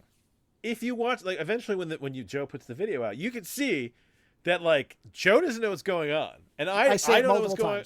Yeah, and at one point I didn't know what was going on, and I started to catch it, and then but then I had to think about it.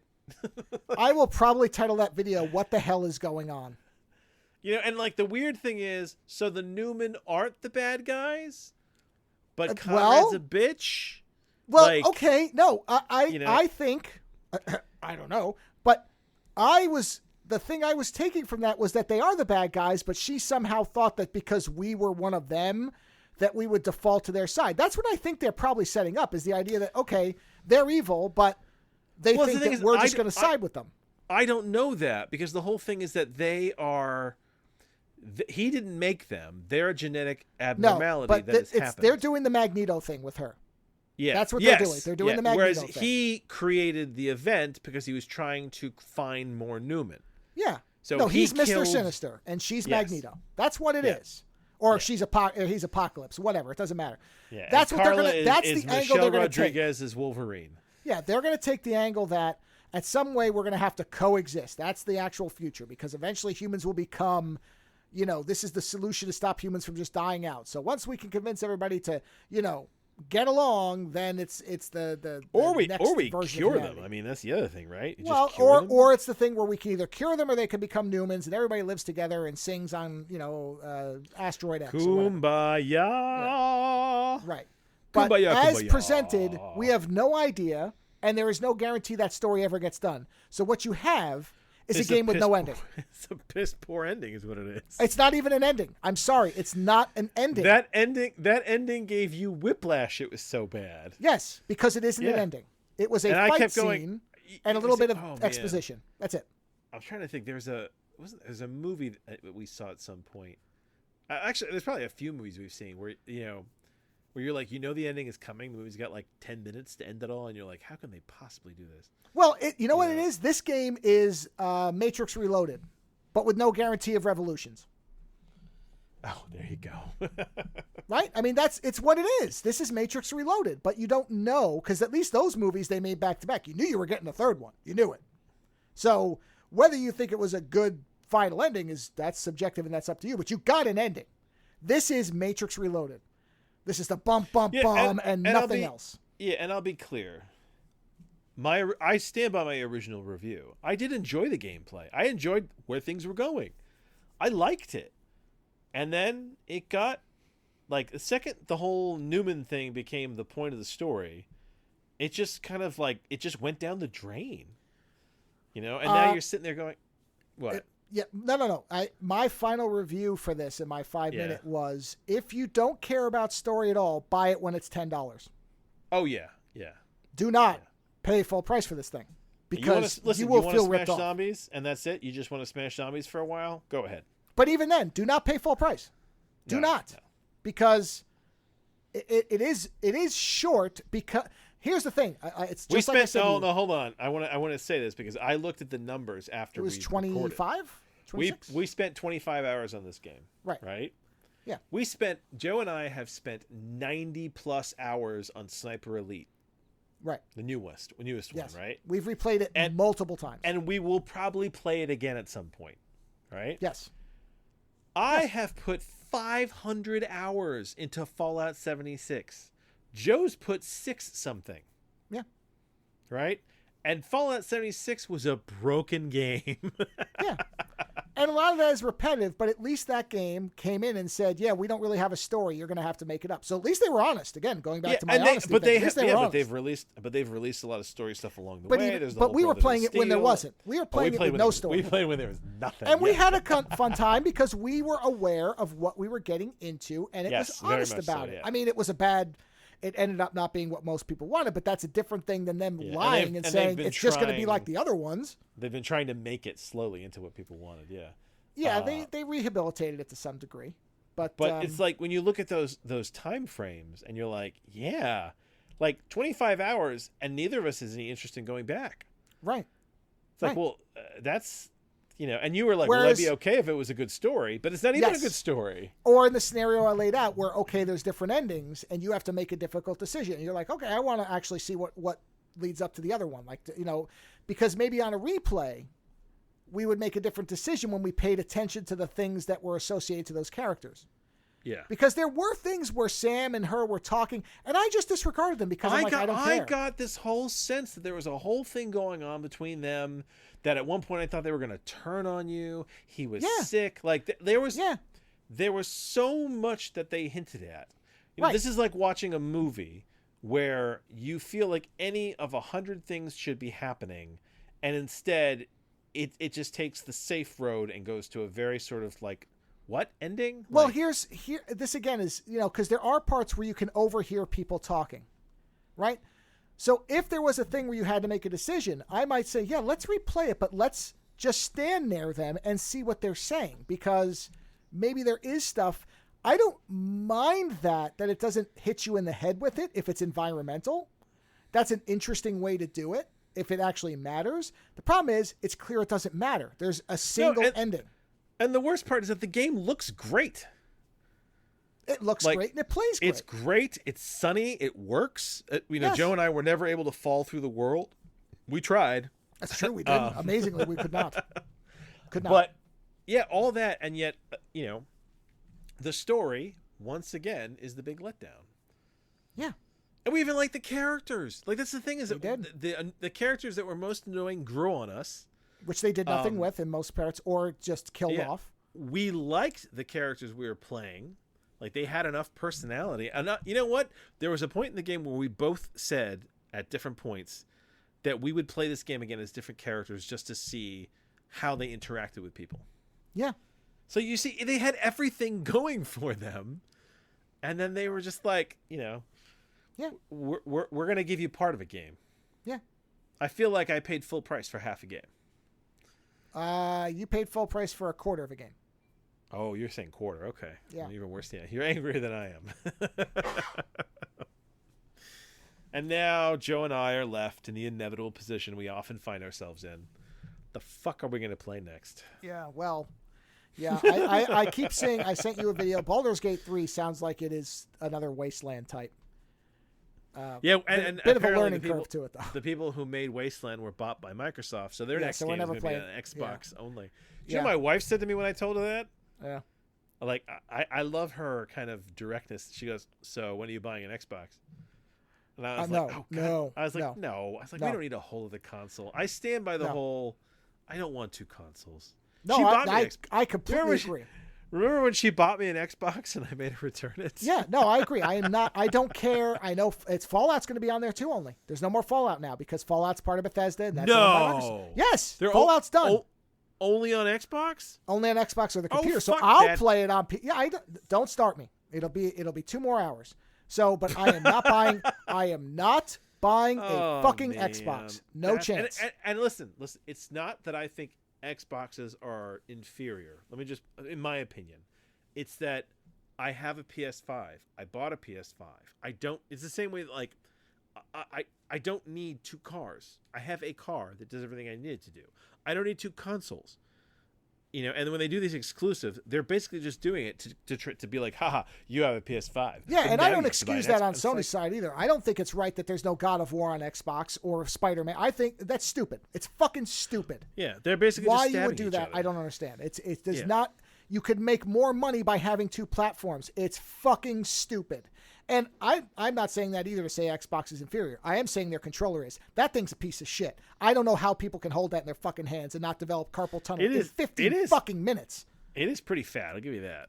It's fucking awful. I don't understand it. That's fine. I guess my hands are weird because I guess I like them to be comfortable and not feel like I'm trying to, whatever. It doesn't matter. Like whatever you like. But there's no chance of getting an Xbox. So I'll play Fallout on the PC. I'll play yeah. Wasteland on the PC maybe because I'm replaying that now by myself and I'm having a great time because I'm still doing things differently somehow. We may replay that again because I've found new things still in that game, and I thought we kind of covered most of it with different characters who are doing different things. So it's fine, but fuck Dead Island 2. Don't buy it for full price. Buy it when it's dirt cheap, or maybe it's on Game Pass for free. Then you'll have a good time with it. Just don't expect it to have a story. As long as you don't expect a story out of it, you'll be fine. So, speaking of the opposite, I have finished the 4th film in the tetralogy, the Apocalypse tetralogy. I Here we watched Gaga, Glory to the Heroes from 1986. Oh, God. And Here we go. if you remember, I had said to you, I am fairly confident because of the short span of when these movies were made that the quality level will be consistent throughout. Yeah. Oh, no. And no, and that was true, although there was one very different thing about this movie, which I'll get to. But as far as is it as good as the others? Absolutely. This I can say with complete confidence is the tightest 4-film set from any person I've ever watched. I don't know of any other 4 films from the same director that are this good consistently, because nobody else has made 4 films that are this consistently good. There's been trilogies, Indiana Jones, other movies, Star Wars, but when you hit number 4, usually it goes into the toilet or it's just not as good. Not so here.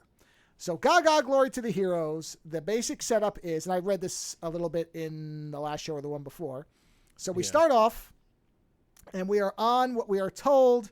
And man, there's something so interesting about these movies at this point that I want to read about, because there is some on the set that I have, there is some documentary material. There is some background, but I haven't read any of that yet. I don't know this for sure, but and I'm going to get to this aspect in a minute too, but let me just get the synopsis done. We start off on a prison spaceship. I believe they call it they call it a space penitentiary cruiser. And it is a spaceship full of prisoners. Okay. And we meet one whose name is Scope, and they basically they pull him out of the gen pop, and they strip him down, and they put him into a raggedy spacesuit and give him a space helmet that doesn't even work. And they say, but you better hope you land on a planet that has air, otherwise it's going to be a very short stint. And they make him smile, and they take a picture of him, and they say, do you want us to send this photo to your family? And he says, no. And then they drag him out in front of all the other prisoners. And the warden says, you have all broken the law of society. Oh, I'm sorry.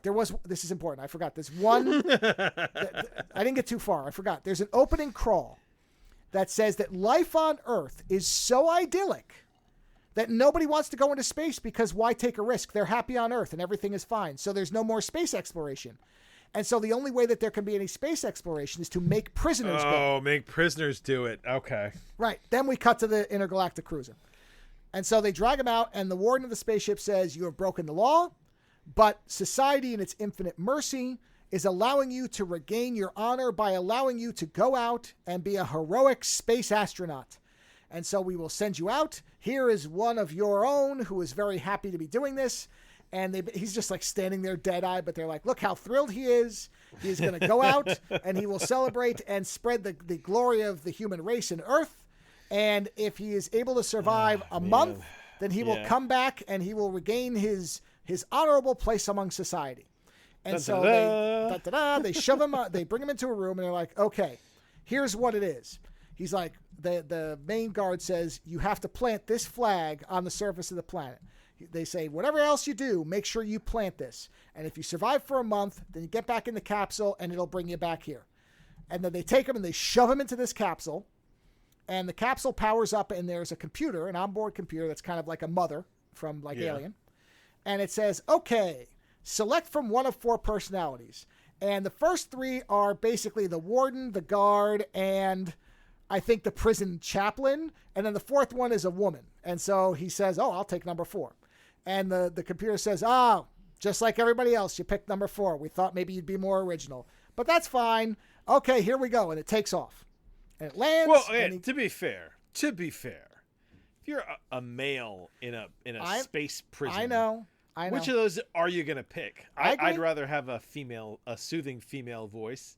Yeah, than, no, the prison warden or the guard. Come on. It's just funny because it just insults him right away. Because this whole movie is just a series of this guy getting fucked with.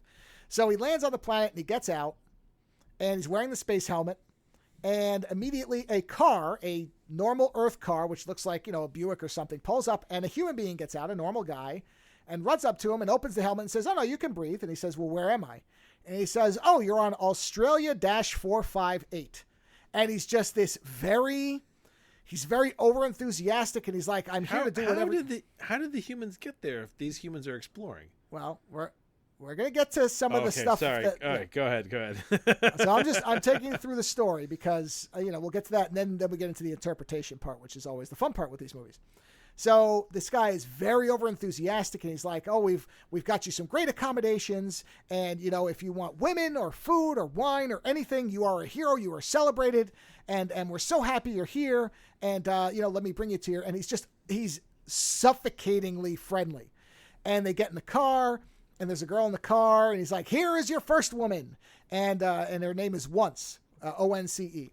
And he says, she's all yours. You could do whatever you want to her. Anal, whatever. It doesn't matter. He's like, do whatever you want. There's no perversion here. You can do anything you want. You are a glorified hero, and we are happy to have you. Like, this is over. Through the whole movie, this guy is like this. So they're driving along, and he's like, all right, do you? I'm going to show you to your hotel room, and then we can come back out, and you can get the girl, and you can do whatever you want to her. So they go into the hotel, or they go into a bar, I think, first, before the hotel, and he's like, okay, here you can have drinks or whatever you want, and now I'm going to take you to a hotel room. And they go out, and they get in the car, and they're driving along, and he's looking at the girl, and the girl's kind of looking at him, and she's half asleep.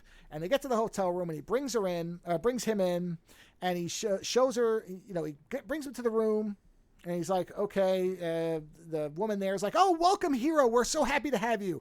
She's like, okay, here's 3 keys. Pick the left or right one.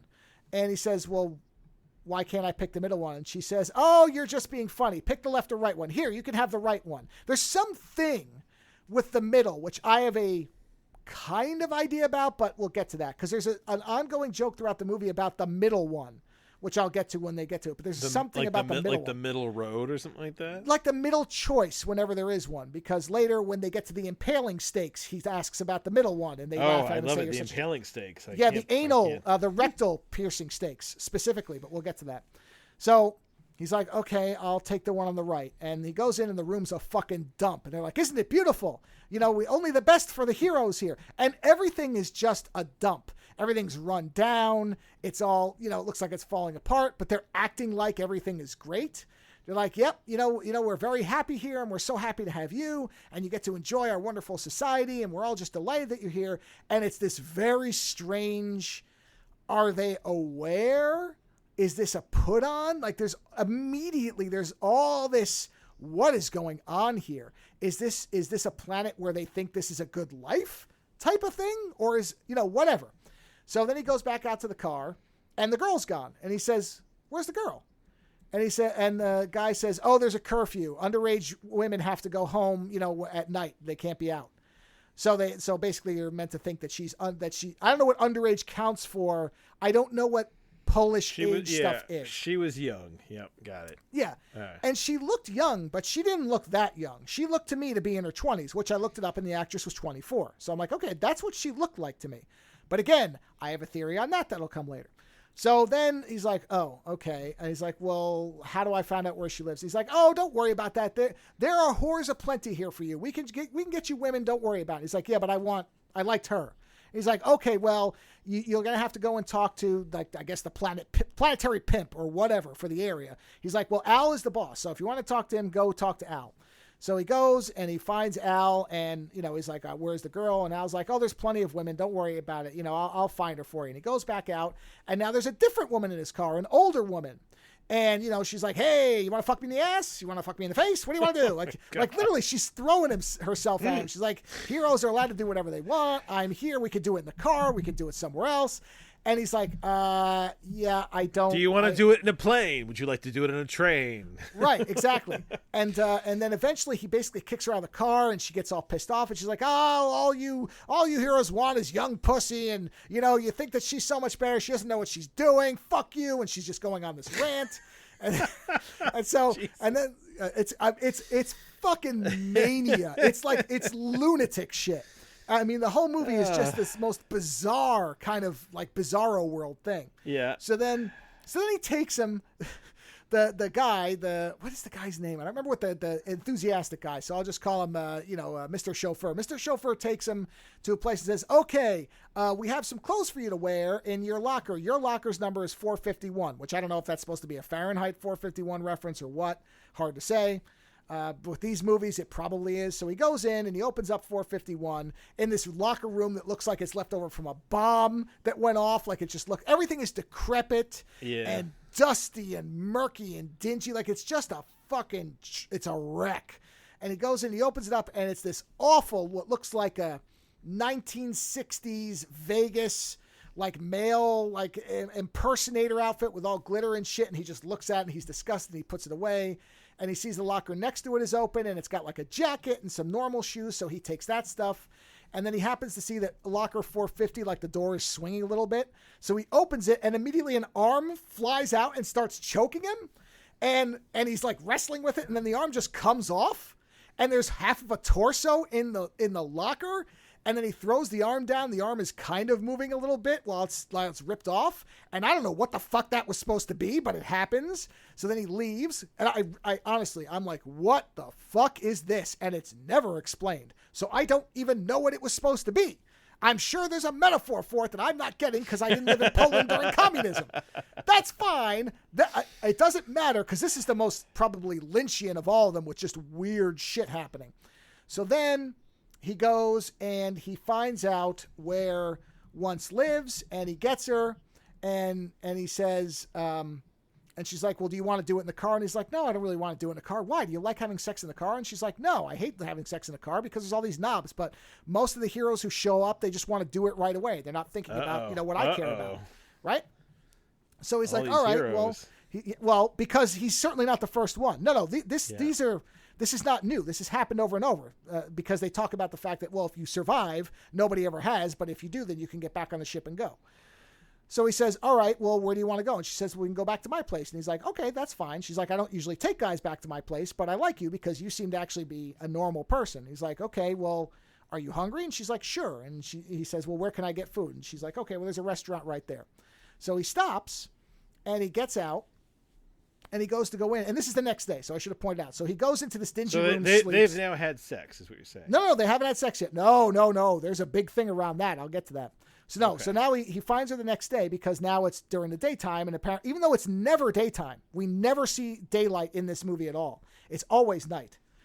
So the next time he sees her, though, it's the next day.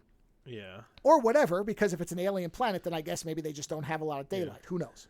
Or whatever, yeah. So he goes in, and he says, well, why don't you come with me? And she's like, no, I can't go in there because, they if they see me, it's getting close to curfew and they might, it might be a problem. He's like, okay, fine. What do you want? And she says, she's like, just get me a simple bread roll, like just a piece of bread. And he's like, no, I can get you more than that. I have money. They gave me money because they gave him all this money. And she's like, no, I'll just have a bread roll. He's like, well, it says they have hot dogs. Do you want some hot dogs? Okay. So he goes in and he says, can I have 4 hot dogs? And the guy brings him hot dogs, except that the meat is fingers. And he's like, what the hell is this? And he's like, what? These are good hot dogs. But they're hot dog buns with fingers in them. Like the same type, they look like dead fingers. And he gets disgusted and he leaves. And he goes back out to the car and says, yeah, they didn't have anything. And so then they drive and and then they don't have sex that time, I don't think. I think I think that he just has to bring her back, and then the guy comes and gets him again. And the guy's like, hey, I want to show you the stage where your execution will be held. It's great. We've set it up for you. We're practicing. It's going to be wonderful. So he brings him, and the whole time this guy just has this, like, condemned to death look about him, and he's just bewildered. Well, you're and kind of sitting there like, wait a minute. Condemned to what? Like, yeah, right. So, so he brings him to the stage, and he's like, all right. He's like, here's the impaling sticks or the impaling spears. He's like, pick one, left or right. And he's like, well, what if I want the middle one? He's like, oh, you're such a joker. Nobody picks the middle one. Pick left or right. And he's like, I'm not going to pick one. And they keep asking him to sign things. That's another thing that keeps happening throughout it. They're like, okay, are these accommodations good? Please sign here. And there's an interesting detail that I picked up on. And there's so many little things where I'm like, okay. And this is one of the major. Yeah. How is he expected to survive this if they're going to kill him? Well, we're gonna get to why, because up until this, you don't really understand why he's going to be executed or what it looks like. You're just being told it's going to happen. Very confused. Right. Okay. So he says, when we execute you, we're gonna impale you by your ass on these spears, and we'll broadcast it, and it's gonna be a wonderful spectacle. It's great for the entire world to be able to see this, and you're doing us such a great honor by being executed for us. All this type of shit, right? And so there's a point where he's talking to, I don't remember if the person's a lawyer or whatever, but and somebody actually put the quote, so I'm gonna read it because I like to make some of this stuff I like to get verbatim so that you can hear exactly what it is. And I wish if this was in English, it's not even dubbed as far as I know, I would have pulled sound clips. But unfortunately, it's all dubbed, so it would have just been in Polish and you wouldn't understand it. So here's the quote. This is talking to the guy. So this is either the officer or the lawyer. Quote, just think, you commit a nightmarish crime. Best if you do it in broad daylight when a crowd is watching, mass media are on the scene, and you realize the great benefits the community derives from witnessing the exemplary punishment of something so hideous. How rare and uplifting it is to watch a crime which is punished. And then he says, could I not be punished for nothing, just like that? And then the guy says, I know what you mean. I am also sensitive. I abhor blood and violence. Of course, we could do it without a crime, but punishment without a crime, it's immoral, don't you think? I trust that you can rouse yourself to some jolly good crime. Something spontaneous with panache. Blood, raw flesh, entrails out. This is what gets people high. Something which is stomach-turning. Sentimentalism appeals to villains. Will you do it? And then they want him to sign a paper. And this is a consistent thing throughout this where they're saying fucked up things to him as if they're good things, and then they want him to sign a paper saying he approves of them. So this is a consistent thing throughout the movie. So he reunites with once again, right? And now he says, he finds where she lives. So he gets her address, goes there, and she's there. And, he says, and so they start to have sex. They're just getting to the point where they're going to, at which point the windows break and fucking officers run in and they're like, you're raping a minor. We need to get evidence. So they rip her shirt off And they God. basically punch her, throw her on him, who they've knocked out. And they're like, all right, take pictures so that we have incriminating evidence. And they've got like a DA there or an inspector. And he's like, is that enough evidence? He's like, no, we need to see more of her ass or something like that. And they're like, okay. So they pull her dress up and then push her on him and like, take a picture. And it's like, is that enough? And he's like, yes, that's enough. And so he starts to fight back. And like they start throwing him around and they knock his ass out again. And now they're like, okay, now we have the crime of statutory rape. And they bring him in and they're like, you will now be executed for the crime of statutory rape. Right? So they're like, okay, the execution is set for, 2 days from now, whatever it was. And so then they just set him free because, they expect him to show up. Like he's going to get pulled to this thing. And in the hotel where he stays, he had run into a family that was staying there that they were like, oh, come eat with us. Heroes should eat with us. We'd love to share our food with you and everything. So he goes in and they have a daughter and the daughter is blind. And he says, what's wrong with your daughter? And they had said to him that she had cataracts. And he said, well, cataracts are easy to fix. You just get a surgery. And he's like, yeah. The dad's like, but we just don't have enough money. Because again, everybody's living in squalor. Like it's fucking poverty planet. But they act like they're having these great lives. And so they're like, yeah, we'd love to, but we don't have enough money. And so he remembers that. He sees them at one point after he's scheduled to be executed. And he goes, you know what? Fuck it. I'm going to just go rob a bank because they're going to execute me anyway. So and while he was there, at one point he looks out a window and he sees another person who's from the prison ship. And this guy is acting the way they want them to act, where he's just basically, he's got women all over him and he's just acting like an asshole and he's just breaking shit and acting like somebody who, you would want to be executed. So it's the polar opposite of Scope. So they're showing you the behavior that they're trying to encourage that somebody else is doing. That's the idea. That's how they want him to act. But instead, he's trying to just be quiet and stay to himself and try to figure out a way to survive. But this guy isn't. So he goes to rob the bank and he walks in and he's got a gun because they came to him. The chauffeur guy came to at one point and said, okay, if you want to murder some people, I've got some stuff for you. Here's a knife. Here's a machete. Here's a gun. He's like, whatever you want to do, shoot up a place, kill a bunch of women and children, whatever. The bigger, the bloodier, the better. Right? Like a game show. And so he kept all that stuff. And so he walks in with the gun and he shoots up in the air and says, yeah, it's a robbery. Give me all your money. And so they're putting money into a bag for him. And as he's doing that, the other guy walks in with a submachine gun and just kills everybody. Just fucking shoots everyone dead in the place. And he's horrified because he just wanted to scare them and take the money. And this guy comes in and guns them all down, at which point he fucking shoots him. He shoots him in the head. He shoots the other guy in the head for being a fucking asshole. And so he leaves and immediately the cops roll up. He gets in the car and he's driving, and the cops and the chauffeur roll up and they're like, this is perfect. This is perfect. A bunch of people dead. You killed the guy and took his money. Oh, what a wonderful crime. This is excellent. This is exactly what we wanted. And so he manages to lose them. He goes back to the hotel, walks in, throws the one bag of money to the family and says, give your kid the cataract surgery that she needs. And they're going crazy because they've never seen this much money. And he leaves.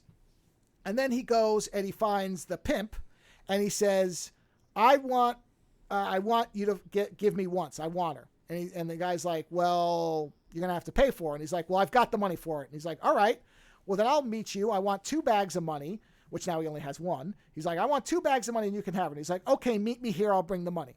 So they set up the meet. The guy shows up with the girl. He shows up with the 1 bag of money.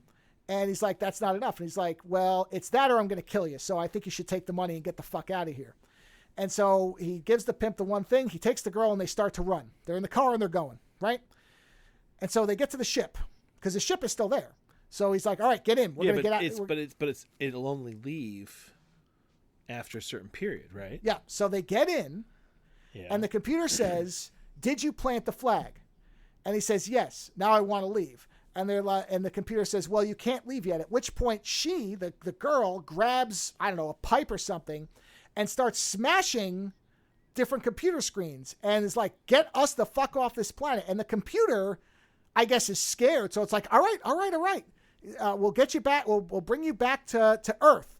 And he says, no. He says, I don't want to go back to Earth. We want to go to some planet that's far away from everyone and all of this. Just get us somewhere else. And I'm sitting here going, oh, man. I'm like, what's going to happen? Is the fucking thing going to blow up? Is it going to be that it was all that like is the girl going to turn on him? I'm like, what is this? What is going to happen? Because all the other movies. Yeah, because you're waiting for that ending. Yeah. Right. So then At what point is fantasy going to fly away? That's it. It's like, what part of this is going to be the ruse? Because all of them have had this element. So you hear the ship's engines, and it takes off, and the screen goes to black, and then it comes up and says, and they lived happily ever after and gave rise to a new civilization. And I went, holy shit. What? He ended it with a happy ending.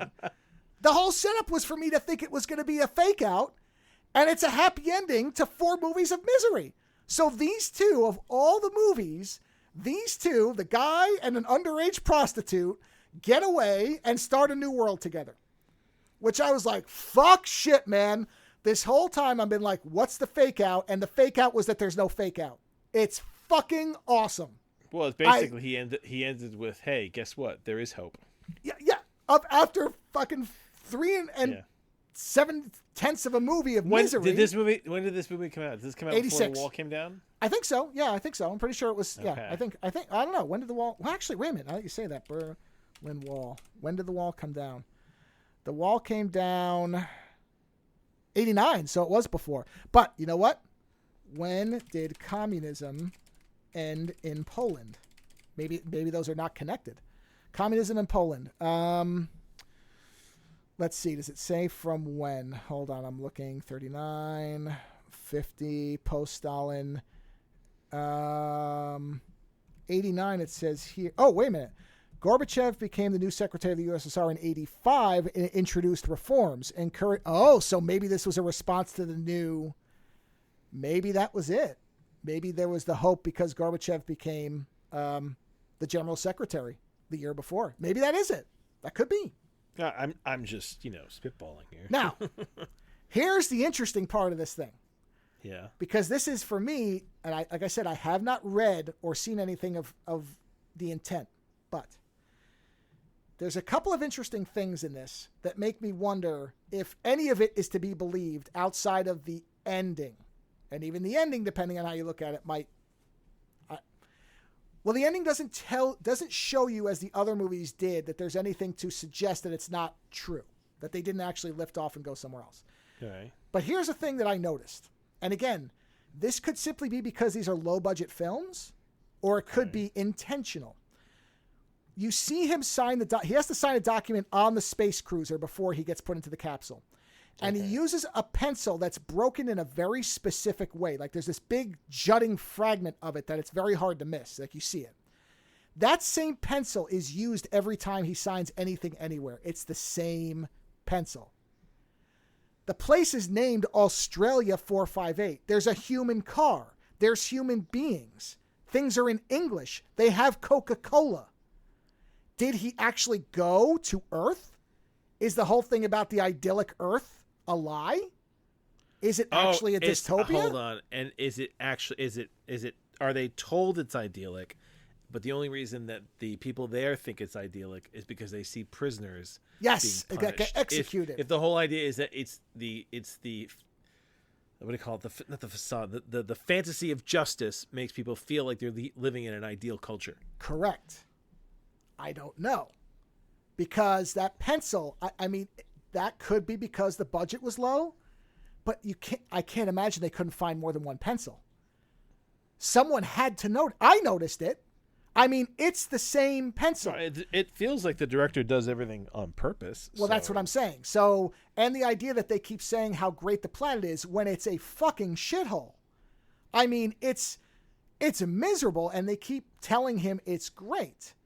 So I think that's maybe what the actual idea is that Earth is actually a dump, and that the only reason they view it as being perfect is because they are shown these prisoners who do depraved things. And so kind of like how people feel better by seeing someone in a worse position than they are. Yeah. It makes you reduce your own miseries. Like my problems are nothing compared to that person's. I don't know. I don't know if that's what it's supposed to be, because it just seems odd, because there's all these little things. And even the thing with the middle pole, because at the site of the crucifixion of Jesus, weren't there 3 crucifixions? Wasn't there 3 crosses? Yeah, there was him, and then there was 2 murderers. Yeah. So Yeah. it's and again, this is a martyrdom, really. It's dying for the benefit of others, dying for the sins of others. He is being punished and, showing others that, punishment of sins. Like, it's all this shit where I'm like, I don't know if this is, I don't know what I'm supposed to be looking at here, but the fact that I'm looking at it 3 different ways is what makes it good. Like, I'm thinking about these movies and they're all great. So this, as I said, I've never seen a 4-film set like this where it's almost like, remember when I talked about that Dev series, and the reason I thought it was so good is because the guy did every single episode. Yeah. He was very focused on it. He did the whole thing, top to bottom. So he was in charge. So the vision was consistent throughout. That's what these movies are. They're all wildly different, and yet you have no doubt these are made by the same mind with the same kind of... Now, he didn't write all of them, but I don't think that matters that much. In fact, let me see. Is it the same writer for all of them? That's the one thing I didn't look at. Is it the same person who wrote? Because I imagine it had to be a collaborative thing. Let's see. The writer of this one. Oh, no, he did write Gaga Glory to the Hero. So he did write this one. I think he didn't write one of them. Let's see. Writer. Let me find his writer thing. He wrote The End of Civilization. Oh, no. You know what? He did the screenplay for Gollum, but that was based on an existing thing. So I don't think that he was adapting the Gollum myth. So he did write all of these. Yeah, that makes fucking sense. I'm telling you, these movies are unbelievable. I fucking love that I bought this set. This is the most exciting cinematic journey I've had in a while in terms of every fucking movie works. And they all work differently, and they all have depth to them. They're beautiful looking with these real... I mean, it's very hard to quantify why I adore these movies so much. I don't know that I can properly ever explain it. There's something about them that is so unique among stuff that I've watched. And to find them randomly and to have every one of them be really wonderful in very different ways. It restores your hope for there still being some level of hope and art in the world, right? God, that you found these and you're yeah. like, how old am I? And I just discovered these. Holy shit! And then I bought them randomly based on the fact that the cover art was neat and the description sounded kind of cool, but without any awareness. I really expected these to be B-movie, like what do they call it? Schlock type stuff. Yeah, where it's low budget Mad Max ripoffs or whatever. And instead, they're thoughtful and they're metaphorical and they've got this beautiful imagery in them, using very obviously restrained budgets, and most of the cast is the same throughout the movies. I recognize people now that I saw in the movies as it went on. Like the guy who's the main actor in Gollum is in every single one. Of the woman who was in Gollum is out in 3 out of 4. There's all these people that show up again and again and again. So it's one of those things where he was using the same people, probably people he knew, to be able to try to do as much as he could. And they're really wonderful movies that I don't think most people have ever heard of. I don't even know if people who are, art house freaks know about it. Okay. Because I've read a lot of people who've said the same thing as me. It's like, holy shit, I never knew about these movies. These are fucking great. So the only bad thing about them is that this is apparently the only way you can watch them. I don't think they're streaming anywhere. So I don't even know if you can buy them like digitally. I don't think you can. Let me see. Because I looked at like this one. I said there's a website that tells you where you can stream things. Now, almost all of them are on YouTube, but the ones I've looked at, the quality, I mean, it doesn't really matter. If this is the only way you can watch them, you should watch them. So let me... Well, you bought them. They are buyable. Well, right, but... Listen, I would watch the YouTube version, get a sense of how you feel about it. That's what I was going to say. Or don't buy it. I never tell people to buy 4 movies sight unseen. I did it because I'm an idiot. But once in a while, the bet pays off. So... You know what they say, fortune favors the bold. Yeah, but like I said, but not everybody has the ability to just buy a 4-disc set and not regret it if they hate the movie. So yes, watch them on YouTube. And if you like one, you're going to probably like them all because they're all that type of film. Though I would honestly say the one I would tell somebody to start with would be War of the Worlds Next Century. Watch that one. I think out of all of them, that is probably the middle 2 are my favorites. I think that one and Obi Oba, The End of Civilization, I think those are the highlights. Which is not to say I didn't enjoy the shit out of Gollum or this one I did, but those middle two, I think in particular with the second one, man, that one is so interesting because there's all these little visual things that when you pick up on them, they do make you start to think, okay, what is actually happening here? You know, the whole thing about, are they Martians, or did this government take children and spray paint them silver, not caring about the fact that they would be bludgeoned to death when people turned on them, just so that they could have control of their populace? Keeping in mind it was made by a Polish filmmaker who wasn't allowed to make the movies he wanted to because of government censorship under communist rule, you start to see things in here. I'm going to add something kind of funny to this. Yeah, go. So remember I told you the Klimt paintings were lost? Yeah. All right, so apparently I still had the Klimt page open. This thing popped up, and you were talking about, you know, the communism and apparently those 3 paintings were supposed to be allegorical depictions of medicine, jurisprudence, and philosophy for the University of Vienna's Great Hall. The university rejected them in 1907 on the grounds of pornography and perverted excess. Oh. Right? Now, hold on. This is the part that made me think about it. They passed into the hands of private collectors and were then destroyed by SS officers during World War II. Oh.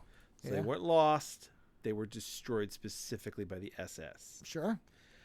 For decades, they survived only in black and white photos. Yeah, there you go. So, yeah. I do like, in that respect, that there has been some level of color restored to them, because in a way, it's like a big fuck you to the SS. I like that. Yeah. And I like that this guy, this filmmaker, he's trying to make these movies of commentary and hope, even in a time where that could have got him killed. Oh, absolutely. Yeah. You know, so it's pretty amazing that he made these movies. I agree. I really, these movies have been some of the most joyous watching of movies I've had in a long time, because they're just, they could be made today. Like, I could see somebody making these in a low budget way now, and even maybe making the same commentary, but it's just something where it's not only the quality of the movies and what they're discussing and making you think about, but it's coupled with the fact that I'm sure I've never heard of this person or any of these movies. Or even if I had, it must have been in some very small way where I never really noticed them. And again, to just randomly buy them, expecting them to be like almost like Cynthia Rothrock Italian Mad Max ripoff, like action films, and to have them be deeply thoughtful. You know what? It's like the universe moved things around to make sure you found them. Yeah. I had a weird moment like that today. I thought of you. My wife and I were trying to buy plates because we've had the same plates for like a decade. Sure. That are pretty fucked up. And our kids are old enough now that we can like kind of get nicer plates. And we were at the store, and she was looking at flowery, intricate flowery looking plates. They were cool. And I said, God, you know what we really need? We need like a Day of the Dead fucking like plate set. That's what we really need, right? And I'm not fucking kidding when I say that I turned around and there was a display of Day of the Dead plates. Oh, that's great. And I was like, holy shit. Because this is that whole suddenly it was there. Yeah. Like, did you know? Did Synchronicity. I know? Yeah, synchronicity. Did I know it was there? Was it put there? Did the universe move things around? Did you see a reflection in a package of Did I see a you and not reflection really in notice? the glass? Yeah, exactly. Right? Did something happen that I subconsciously knew they were there? But yeah, sometimes it's like the universe just wanted you to have something. Those movies, it was time for you to see those movies. Yeah. It was just funny the way that, because I how bought haphazard 3. it was. It was haphazard, and I bought it with a Cynthia Rothrock film, which was Undefeatable, which I knew what that was, and I bought it with a Blade in the Dark, which is a Giallo film. It's an Italian slasher. So it's not even like I was buying apocalypse films. No, it just happened. Yeah. It was the cover art. I really it just responded to the happened. cover. I was like, whoa, that's neat. it was fantastic. Yeah. Yeah. So, Yeah. and shockingly, and this is the other unusual part, because again, I've never watched 4 movies by the same person and thought they were all excellent. Have you ever watched 4 movies? In a row? Well, no, 4 movies by the same that are, because they aren't necessarily, it's not like they're directly related. They're not the same character in every movie. So it's not like Indiana Jones. Yeah, but yeah. it, in other words, 4 movies that are similar themes. I mean, I could name 4 Tony Scott movies that are great, but they're all very different. Actually, you know what? Tony Scott's a good example because most of his movies were about crime, right? Like they were crime related or something like that. And I would say that, like, no, not in the same climate. I mean, that's the other thing. Too. That's what I mean. He made 4 movies in communist Poland, right? Like this. That are like this, yeah. So yes, there are directors who have made more than 4 good movies. That's not my point. But 4 movies that are like this. Yeah, because it's like making Brazil. Well, you know what? Terry Gilliam's a great example because Terry Gilliam has made a lot of movies that are kind of in that vein, right? But like Brazil is very good, But he made that movie, in the U.S. He didn't have the restrictions of a communist government. Like Time Bandits in Brazil aren't really related movies. No, not really. No. That's You're what I right mean in about that these. respect, These are. It's not to say that no director's ever made 4 good movies. That's not what I'm saying. Is to have somebody who makes in a short span movies that feel very of a piece in a row, one after another, and have 4 of them all be excellent right in a row. That's unusual. Yeah, that's 4 good albums in a row. Yeah. Yeah. Led Zeppelin did that. So yeah, Led Zeppelin is the musical equivalent of Peter Zulkin. So there is that. But like I said, watch them on YouTube. Yes, you're absolutely right. That's the best way to do it is watch War of the Worlds Next Century, because the order doesn't matter. That's the nice part about them not being related, is you don't have to worry about the order. You know what though? I think the order does matter. I do, because your last movie that you watched of his was Hopeful. Well, I was going to say the only one I would say to watch last is this one. Watch this one last. But if you want a sense of it, either of the first 2. So yeah, you can watch them in a row, because all 4 of them I believe are on. I know for sure the first 3 are on YouTube with subtitles. Gollum I like Gollum. Don't get me wrong. It's just that. Actually, you know what? You're right. It does matter, because Gollum is so small scale, and then War of the Worlds does feel like a big upgrade, like that. Yeah. That maybe in the lessons of Gollum let him figure out what he could do on a grander. Man, that might be the best one. War of the Worlds Next Century might be the best one. Because, man, that speech about the media and people is so good. And it's so fucking persistently relevant. I mean, I read it. I read it on that show. I wish I had a good English reading of that, because I would play that as an intro. It's so good about, you pretend you don't like rape, but you like to see others raped. Like shit like that. I was like, holy shit, man. This guy was talking about real shit. He was just putting it on, with Martians. So it is wonderful in that way. So I thought these movies were great. I hope I stumble upon another set like this. I truly do, because holy shit. Hope. There's hope. There is. And I talked I hope that maybe somebody is working on a really good version of On the Silver Globe, which is also a Polish filmmaker at the same time. And that was partially destroyed by censors. That one was actually partially destroyed, kind of a Klimt type of thing, where he had to complete some of the movie by just putting voiceover lines on footage of horses, because he knew the scenes were important, but he didn't have them because they destroyed him and he couldn't remake them, and he died. So this was the only way to do it. Or no, maybe he wasn't dead, but he just couldn't make them anymore. But it's such a wonderful, visually inventive movie, and there's only a DVD version of it, which I have, but it's not great. So if that comes out, I'll buy that instantly. I don't care what format it's in. If it's cleaned up, I'm buying it. So yes, there may be. So I say Vinegar Syndrome, man. I love that fucking company. They are mining good shit. I mean, they put out as much porno flicks as they do this stuff, but that's what's wonderful about them. They don't. I'm not kidding. They are putting out hardcore porno flicks alongside this stuff. So. Well, it's all part of the human experience, isn't it? It is. It is. They're my favorite movie production company at the moment. They're doing great work. So. And listen, maybe they're using the porn that everyone's buying to fund all this other stuff. And you know what? I'm fine with that. That's like when the actors do the big movie to fund the small movie. Same thing. So in summary, I am both wonderfully satisfied and a little bit sad that I have come to the end of the tetralogy, because it was hit after hit after hit, but now it's over. Or at least this particular one is. So I don't know what I'll be reviewing for next week, because I was just looking forward to each one of these when I'd watch them. Like, oh, this is the day I'm going to watch this one. And I'd be like, all right, close the blinds, sit back, have a glass of water, turn the fucking phone on to silent, and just enjoy this shit and not think about anything else for a while. And it never wasn't rewarding. It was always a treat. So on that note, be warned about Dead Island. Just know what you're getting into. And the tetralogy is great. So if you're in for this type of stuff, watch it on YouTube and enjoy. And on that note, have a wonderful weekend. We will talk to you again next week. Visit OzoneNightmare.com to subscribe to new episodes, browse through our back catalog, or to find links to support the show. Follow @OzoneNightmare on Twitter for the latest episode postings and other show information. If 280 characters just isn't enough, you can always email us, theozonenightmare@gmail.com. The opening theme for the show is provided by Heartbeat Hero. The closing theme is provided by Ogre.